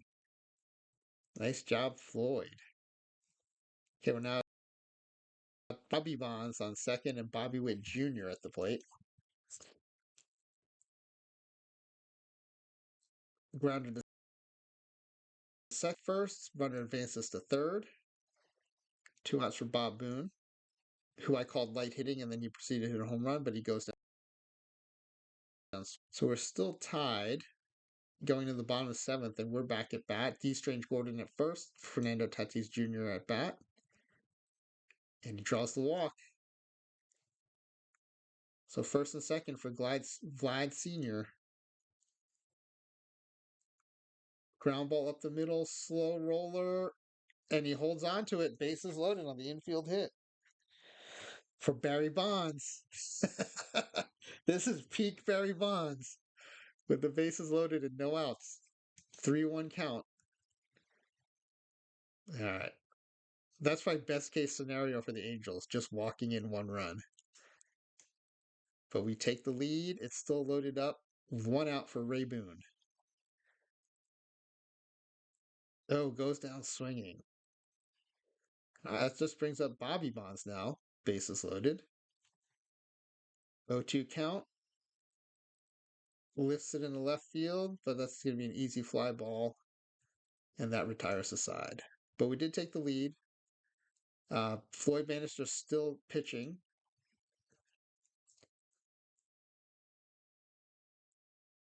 A fly ball is center field, right field. No, oh, that's a pop up. I've totally misread that. All right, Shohei Ohtani up with one out, 2-0 count. And that's going to drop into right field for a single. All right, Bannister lefty facing Mike Trout the righty with Ohtani on first. It's a slow roller to second. I don't know if they'll turn two, but they do. Nice double play. That D. Strange Gordon Bobby Witt Jr. tandem up the middle turns it. And you make the play, you get the bat. D. Strange Gordon leading off. No. Oh, it's two outs in the bottom of the eighth. These highlights jump around sometimes so much I get a little confused. All right, D. Strange Gordon with a single in the center. I'm assuming the AI is going to give him the green light to steal as fast as he is. But Tatis Jr. drives into right field before he can steal. He's gonna get gunned out at third.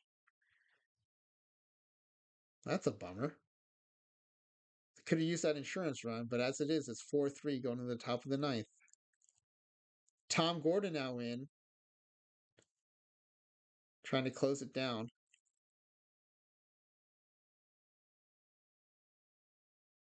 And that's a lazy fly ball to center field. Tatis Jr. makes the catch. Now one out in the top of the ninth. Soft line into shortstop. And one out away from a save here. Fly ball to left field. Yeah, Tom Gordon comes in, get the save. Makes up for his son's base running error as well. So dad bailing out the son. Oh, these are great. I like playing this roster. This is fun. This is turning out to be as good as I had hoped as a Father's Day event. All right, let's sim the season. Let's see. I only see two predictions. I've got Gumbercules at 92, Overdose at 92. I'm gonna call it. I'm gonna say 103. I may be overweighting these early games, but I like this roster.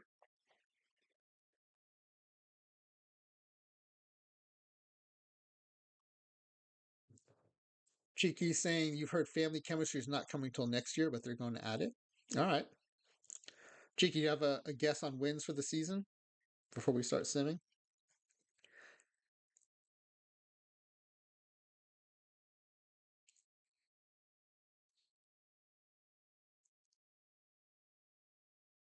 We've got two guesses of 92, and I'm going 103. 97 for Cheeky. All right, let's do it. Let's do it. I'm going to go a month at a time here.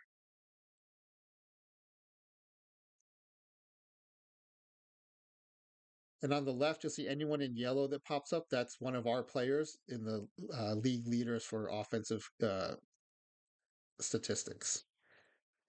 All right, let's see some of our milestones here. Barry Bonds hit career home run number 500. A 20-game hitting streak by D. Strange Gordon. Nice. A 10-game winning streak for the team. And a 10-game run streak by D. Strange Gordon. I did say during the intros, I was very impressed and surprised by his peak season production. So we are 25-4, an 862 win percentage after the first month of the season. We are 8.5 games ahead of the Rangers. And I believe, yeah, we have the best record in the majors right now. All right, let's do another sim. Let's do another month.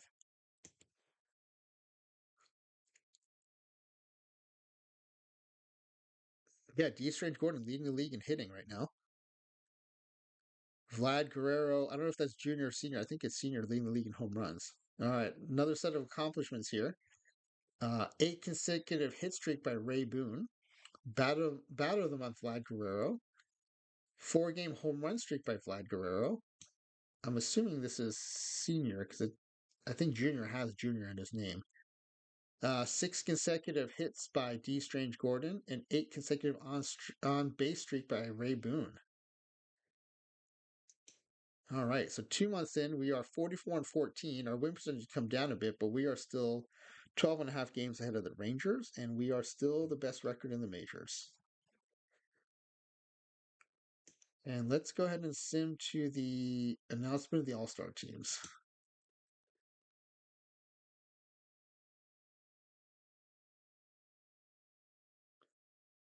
We're extending our lead. We're now 17 and a half games ahead. Tatis Jr. looks like he was in the home run race there. Next set of achievements: a 51 game on base streak by Barry Bonds. I'm assuming that's Barry and not Bobby, but that would make sense given all the walks he draws. A 9-game RBI streak by Fernando Tatis Jr. An 8-game RBI streak by Vlad Guerrero, and Player of the Week by Fernando Tatis Jr. All right, so let's check out the mail and get our All-Star vote results. We are in the AL because we replaced the Oakland Athletics. Look at this. Our Vlad Guerrero Jr. is outvote getting the actual Vlad Guerrero Jr. by a couple 100,000 votes.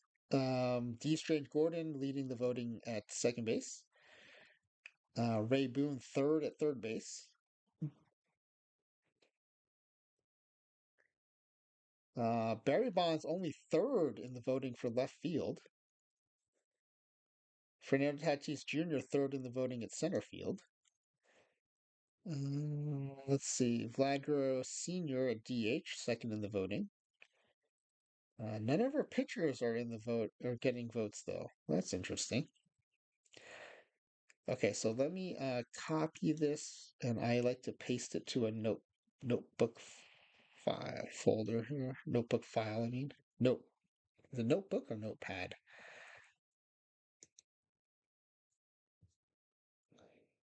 All right. And then let's check out All-Star selections, because that will reflect the manager's choices to fill out the roster. All right, so on the AL, Dizzy Trout selected as a pitcher. Floyd Bannister selected as a pitcher. D. Strange Gordon voted in. Barry Bonds selected. He's only hitting 272, but he's got 27 bombs at the All-Star break. That's pretty good. And Fernando Tatis Jr. selected by the manager. He's got 32 home runs at the break. Bobby Bonds selected by the manager. He's got 24 home runs. And our Vlad Guerrero Sr. So that's 7 All-Stars. That's among the high All-Star totals for these Sims. So I'm going to go ahead and grab that and paste it in as well. Okay. All right, and then let's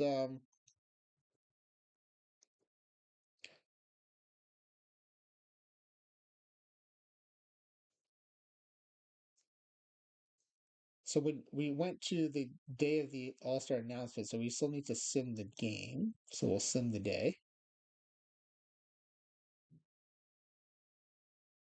Okay, and then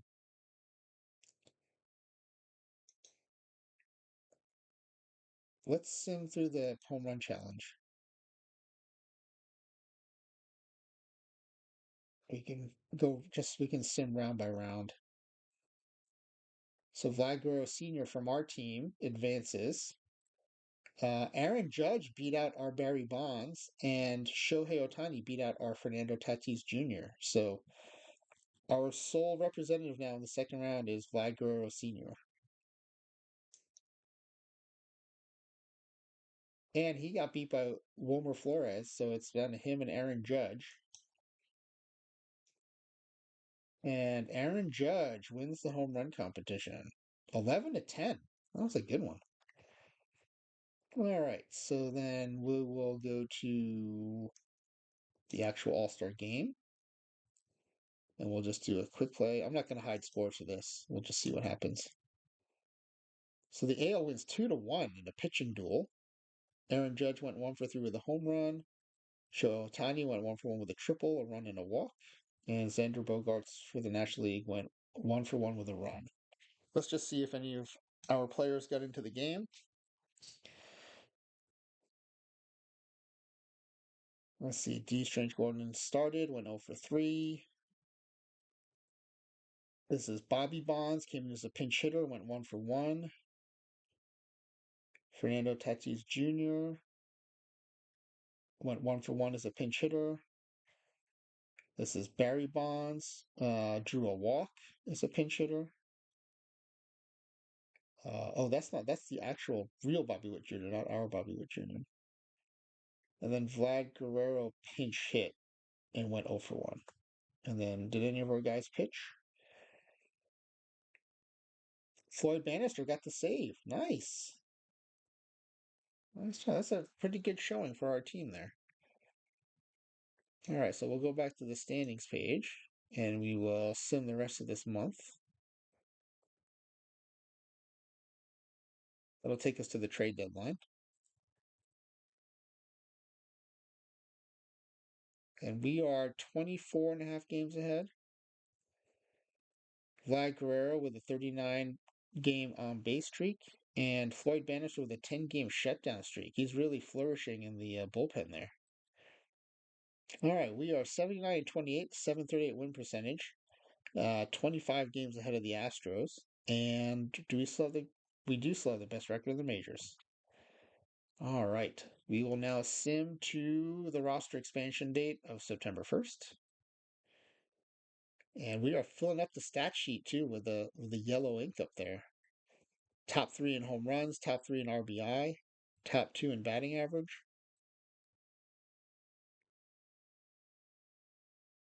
All right, we had a 17-game winning streak, and Ray Boone had a 10-game RBI streak.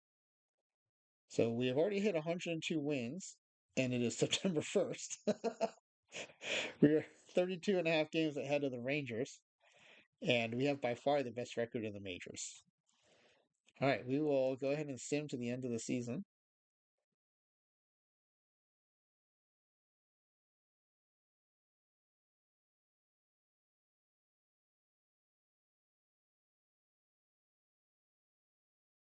All right, Tom Gordon had a 31-game save streak.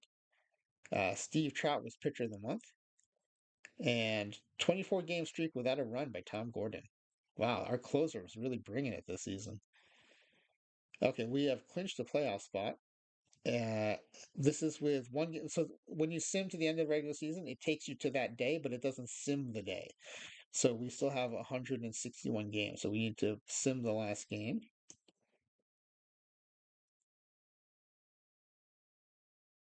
And we won. So here's our season achievements. Vlad Guerrero Sr. with a triple crown. Dizzy Trout and Bobby Witt Sr. with the most pitching wins. It says 3 times achieved, too, so we must have a third person tied for the lead in wins.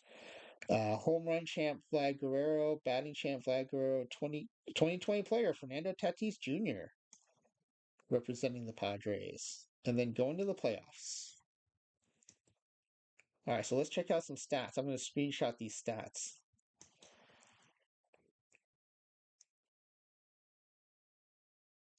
Let's do pitching stats. Okay, here's our pitching staff and how they did. Our father-son squad. This is one of the best records we've seen in these simulations. At 124 wins. Let's see. Mel Stottlemyre 15-5. Lots of double-digit wins, single-digit loss seasons here. Um, Dizzy Trout 19-7. Steve Trout 19-7. Bobby Witt 19-5. How does control do here?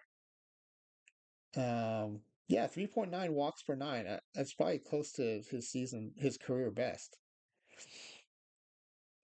Jared Wright, 15-7. Yeah, so it looks like Jared was oh no. From the stats, it looked like Jared was our fifth starter, but it looks like Mel Stottlemyre was our fifth starter, and he went 15-5. Yeah, okay, that makes sense. We had two pitchers top 200 strikeouts: Dizzy Trout with 213 and Bobby Witt with 258. Bobby Witt with 12.8 strikeouts per nine. Like I said, he always had a live arm. He just had that control issues, and he had that under control this season. So he turned in a good one. All right, and then let's check out the batting stats. We had a triple crown winner here, so I'm looking forward to it.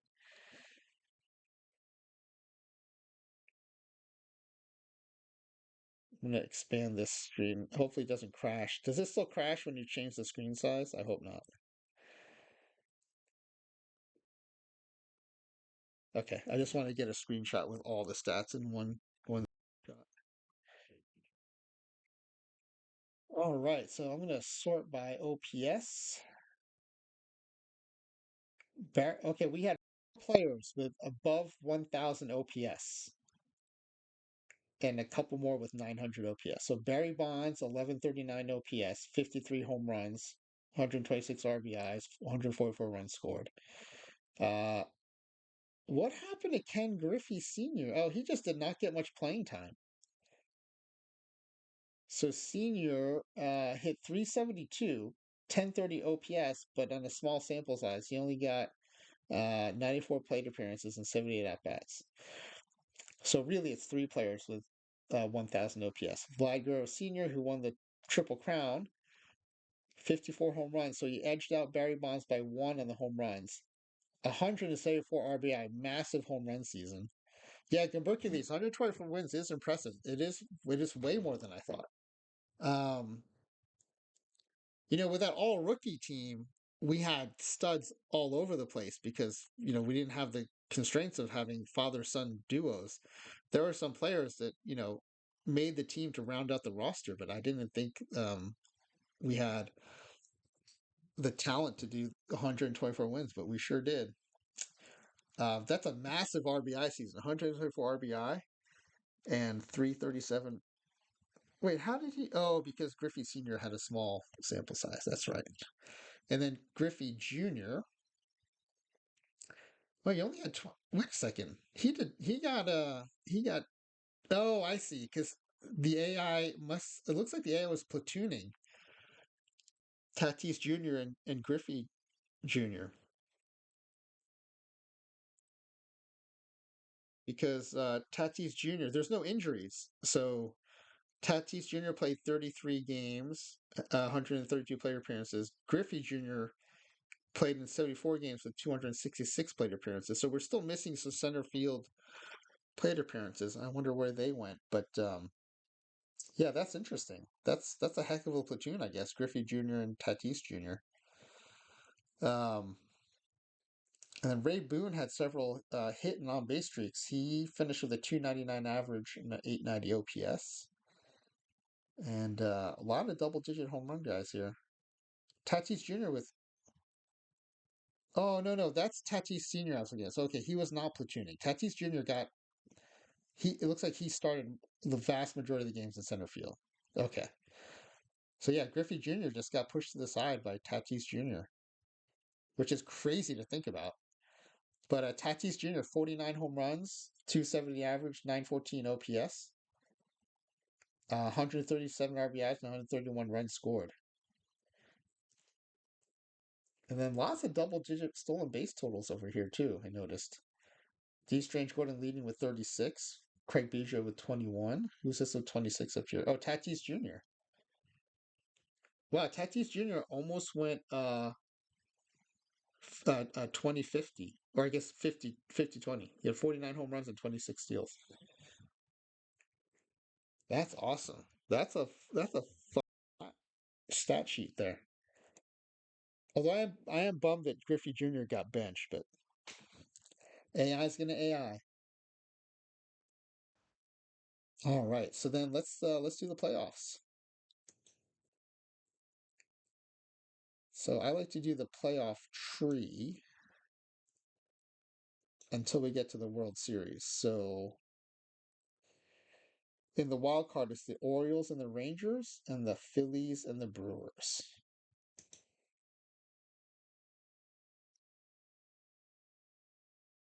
So the Orioles win their game and the Phillies win their game. So it's going to be our team against the Orioles and the Tampa Bay Rays against the Twins. It'll be Cubs, Phillies, and Dodgers, Braves in the National League.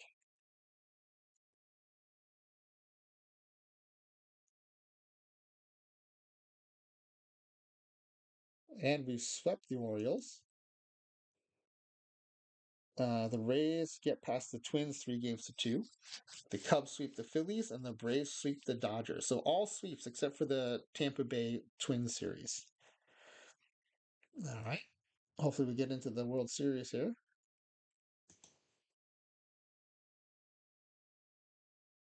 Oh, we lose. We lose to the Tampa Bay Rays 4 games to 3. So it'd be the Rays and the Braves in the World Series. That's a bummer.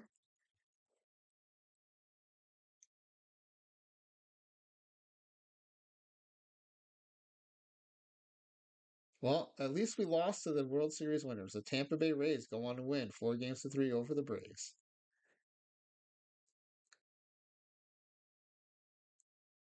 RNG's gonna RNG, cheeky. How did we lose the last game? Yeah, let's go check it out.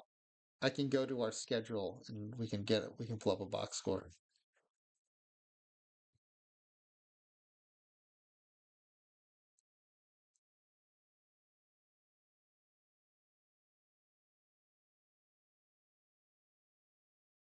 Before I forget, I need to screenshot this playoffs page. I need to screenshot our standings page. At some point, I'm going to create a leaderboard of all the different simulations and see which ones are the best. Oh, yeah. So our season score is 1062. Pretty good, but not amongst the best. 2024 win season and choke reminds you of the Dodgers, cheeky. And we don't even have Clayton Kershaw.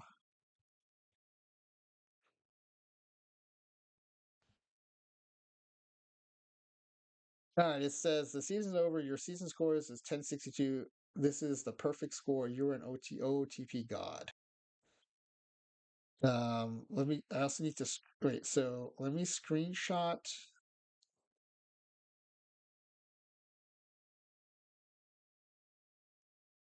Let me screenshot this page. This is the World Series page, and then let me screenshot our standings.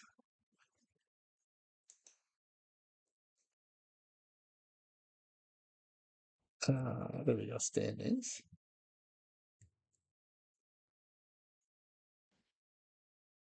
Okay, and then Cheeky, I like your suggestion. Let's find out what happened in the game 7 of our ALCS.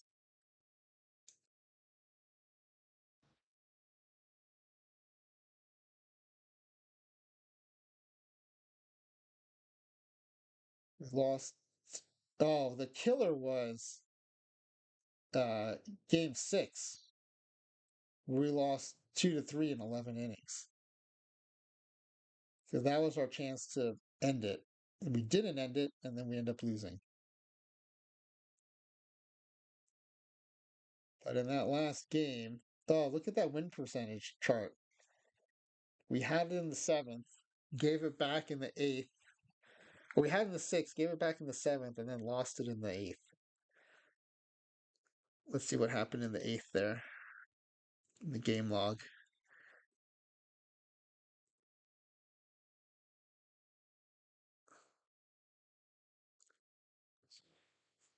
Okay, top of the 8th. So it's the left-handed Bourbon, so it's the younger Bourbon. Oh, and then Clyde Wright came in, gave up a single. Does this say bunt fly out? Oh, but it's to the pitcher. They called it a flyout. I guess it was a pop out. Pop out in the bunt, and then a walk. So it's first and second. Oh, and then a 3-run shot by Wander Franco. Yeah. So it's a 3-run home run that did it. That'll do it. That'll happen. All right, so let's check out our postseason awards. I do that through the inbox here, so I'm going to delete out all the. Oh, wait a second. I got to see this. We got a trade proposal.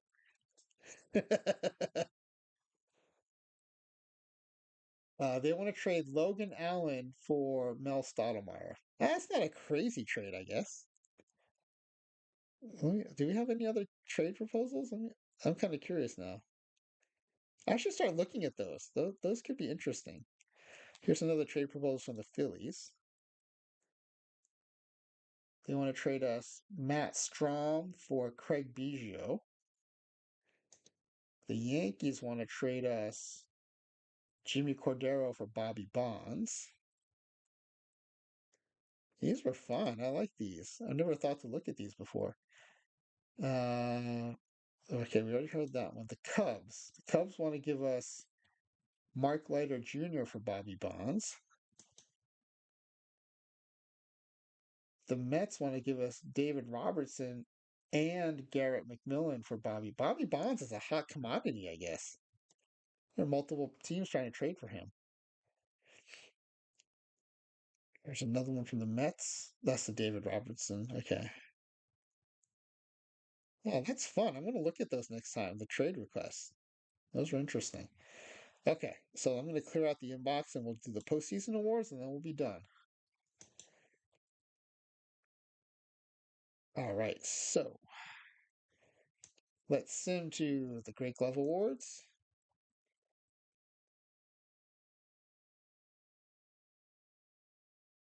Oh, where's this random BNN stats? Who holds a single season record in Major League for bases on balls? Okay. Oh, that's right. I forgot to look at the league leaders and stats. I'm going to do that before the awards. It'll give us a kind of a heads up on what awards we might be in the running for. Statistics.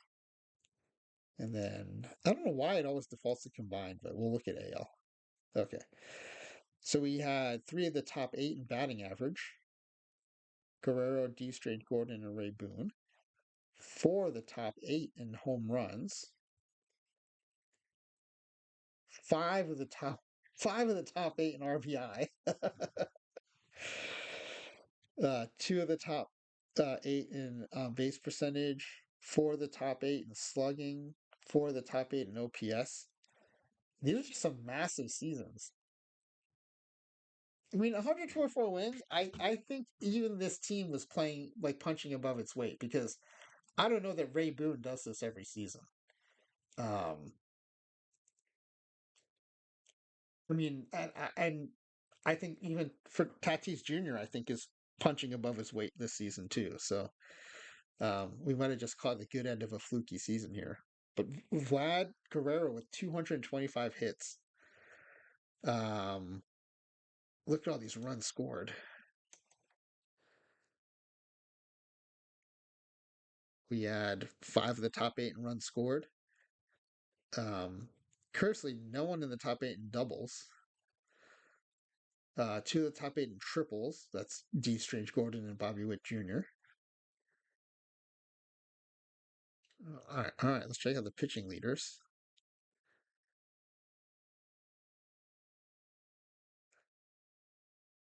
Busy Trout. Oh, look, check this out. Trout and Trout at the top of the wins list with Bobby Witt, 19 each. That's cool. I'm gonna screenshot these.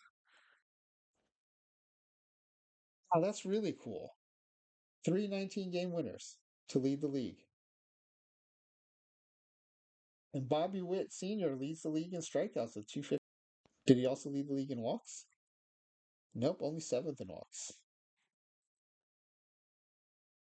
12.8 strikeouts per nine, led the league. Very nice. Now, I'm going to screenshot the hitting stats too, real quick. Just the top three categories, I guess. That's fine. All right. All right, let's go back to the mailbox and Check out the Gold Glove Award winner. We did not have anyone. And yeah, that makes sense. I didn't optimize for fielding when selecting that roster, so it was really just trying to get a full roster with fathers and sons. So all right, so then we'll sim ahead to the reliever of the year awards. And do we get any votes? Oh yeah, Tom Gordon came in second. Um, Felix Bautista swept the first place votes, but Tom Gordon came in second in points. So Bautista went 7-2 with 32 saves and a minuscule .73 ERA. So um, hard to top that compared to Tom Gordon was 3-2 with 35 saves and a 1.35 ERA. So he just happened to run into a buzzsaw of a season. And I remember Felix Bautista had that crazy high BABIP card in PT 24. So wouldn't put it past him to win this award multiple times. All right, so we will sim ahead to the Platinum Stick Awards. We should win some of these. All right, we've got four. So let's find out who they are. We've got D. Strange Gordon at second base. Not our Bobby Witt Jr. at shortstop, but it's our Barry Bonds in left field and Fernando Tatis Jr. in center field. All right, so we'll screenshot that.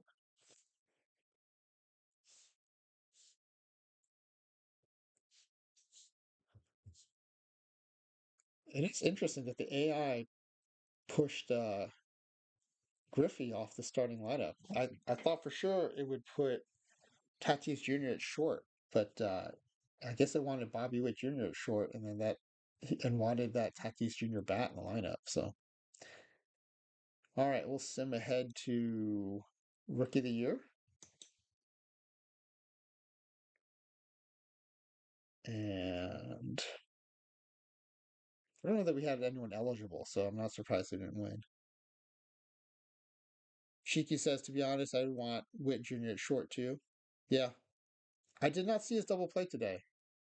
Was he initiating it or was he turning it?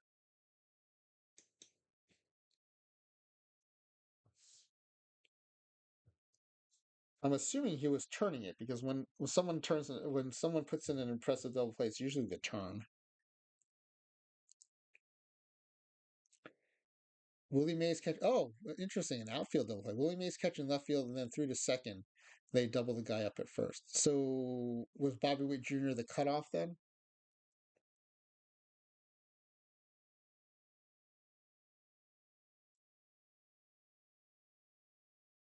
No. Okay. Oh, really? Oh, okay. So he ranged into left field to make the catch and then turned in through. That's amazing. That's great. Um, there was an amazing Willie Mays style catch in center field in the College World Series. I think it was Clemson and Florida State. Kept the game going, but I think they still lost him. But it was amazing, like running into the wall. Yeah, it's like a basket catch, but he didn't catch it clean, which in some ways is even more impressive. Yeah, clutch moment. It was a game saver at the time. Um, I think we had zero players eligible for this award, so I'm not disappointed at all. Okay, manager of the year. Oh, thank you so much, voters. I do appreciate it. Let's see how they quote him here. I was quoted as saying, "Oh, your router's resetting. Okay, we'll see you in a minute then." Um, it must have been 2 hours and four minutes. I heard you saying that it's like clockwork. That's funny. I was quoted saying very few people believed in our ball club when I got here. I don't know if that's true actually. We had several people predicting we would win 93 plus games. So uh, you know, it just goes to show you that a bunch of talented ball players playing together can make any old manager a genius. A modest McSushi joked, not fully recognizing his own stature in the baseball community. False news. All right. Well, I'm still going to screenshot this for the old scrapbook. And I think we're up to the two big ones, the two biggies. I'll go to the Cy Young Award. Well, Clayton Kershaw won it in the NL, and true to form, they did not make it to the World Series despite Kershaw winning a Cy Young Award. In the AL, Garrett Cole wins. Dizzy Trout came in third and won one sole first place vote. But what did Garrett Cole do? He went 18-4 with a 2.13 ERA.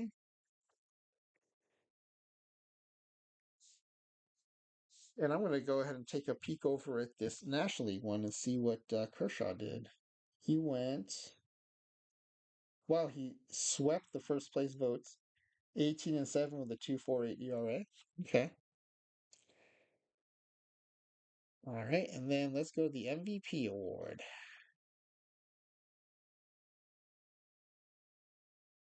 Vlad Guerrero, on the strength of a Triple Crown season, wins the MVP award. And I bet we had a bunch of people in the top 10 for this award, but let's see. Vlad Sr. won it. Barry Bonds came in third. Tatis Jr. fourth. Bobby Bonds seventh. And then Dizzy Trout and D. Strange Gordon towards the bottom of the list there. And Vlad Jr. even got some points. Nice. All right, so I'm going to save this, and our sim is officially over. I hope I hope you guys enjoyed that. I had a blast playing it, so it was exactly what I'd hoped. It was fun seeing those fathers and sons out there on the base pass and in the field at the same time. That was really cool. All right, so that is saved. And I think let's just I'm just going to go over real quick the upcoming stuff that we have in case you all want to join in on any of this. So that bus to best roster builds. So if you want to submit your favorite bus, or you know what I'll do?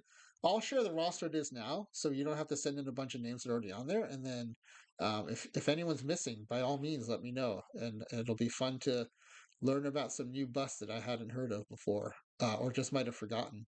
And then same thing for the what could have been. The difference here is instead of bus, it's going to be um, players that were on track for maybe what could have been a Hall of Fame career, and then something unfortunate, like either an injury or a death or something like that, befalls them, and it completely kind of derails or ruins their career. I think the point for debate that's still open for debate is like, what do we do with like the Ted Williamses of the world, where they were already great, but who know, like, do we want to see how much greater they could have been if they didn't miss 5 years in the service, or if Ken Griffey hadn't broken so many bones and had so many injuries, how many home runs could he have hit? Or is it more people that like we just never got to see what they could do because they got hurt or died earlier in their careers? So, um, but like on that list, I have Jose Fernandez, who died in a boating accident. I've got Thurman Munson, who died in a plane crash, although he was questionable too because he had already played into I think his 31-year-old season and had won an MVP. Um, unfortunately, the Father Time is undefeated, so he was probably on his decline. But it still did cut his career short. Um, so players like that, or Steven Strasburg, all these pitchers that had injuries that could have been amazing. Um, just on the Cubs alone, Kerry Wood and Mark Pryor. So there's a bunch.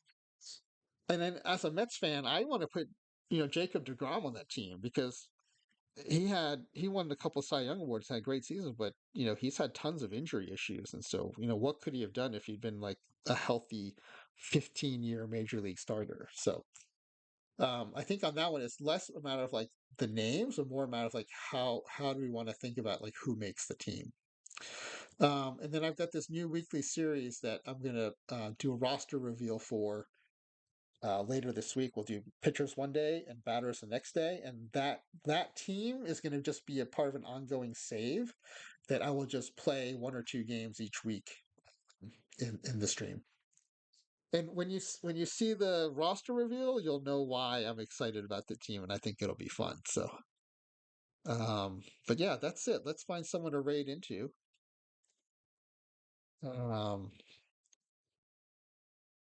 oh, here's the episode slide I have for that. So this is the all-time greatest busts and all-time careers cut short. So that's what that's going to look like. All right. Well, thanks for joining. I hope you guys had as much fun as I did doing that sim.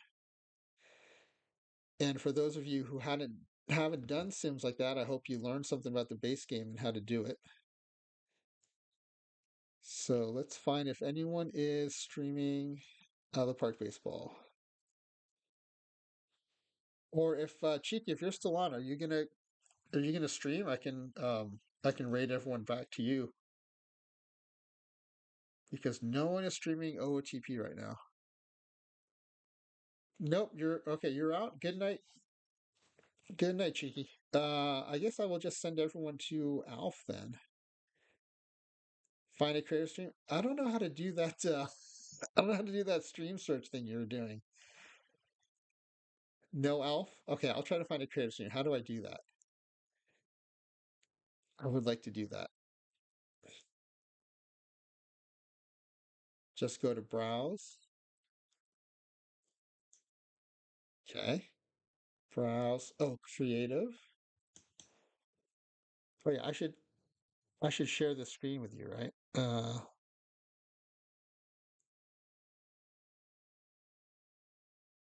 Okay, that's gonna take too long. So let me just find someone interesting.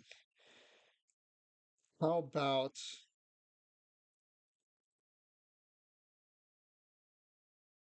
okay, makers and crafting.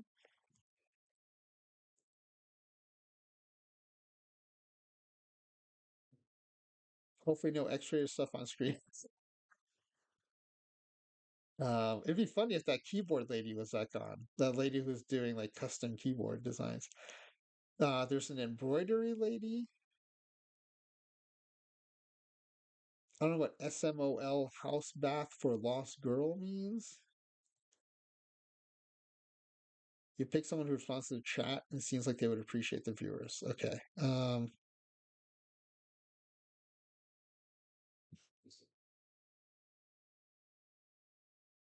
Let's see. Well, how about this embroidery lady? Let's see what she has to say.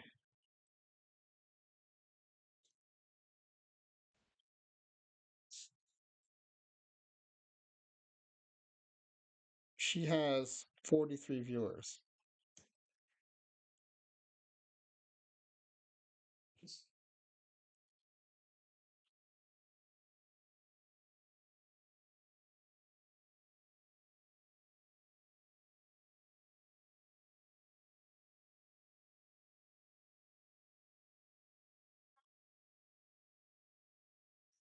Oh, she did respond, so we are going to rate into her.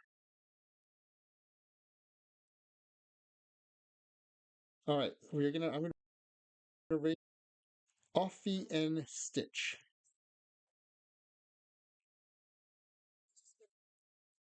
Okay, this is fun. I've never done this before. I've rated into people before, but not into a random person. And I learned by watching you, Cheeky, and it was a lot of fun. So, all right, the raid's been created. Thanks for joining. Hope you had a good time, and I will see you next time. Bye, everybody.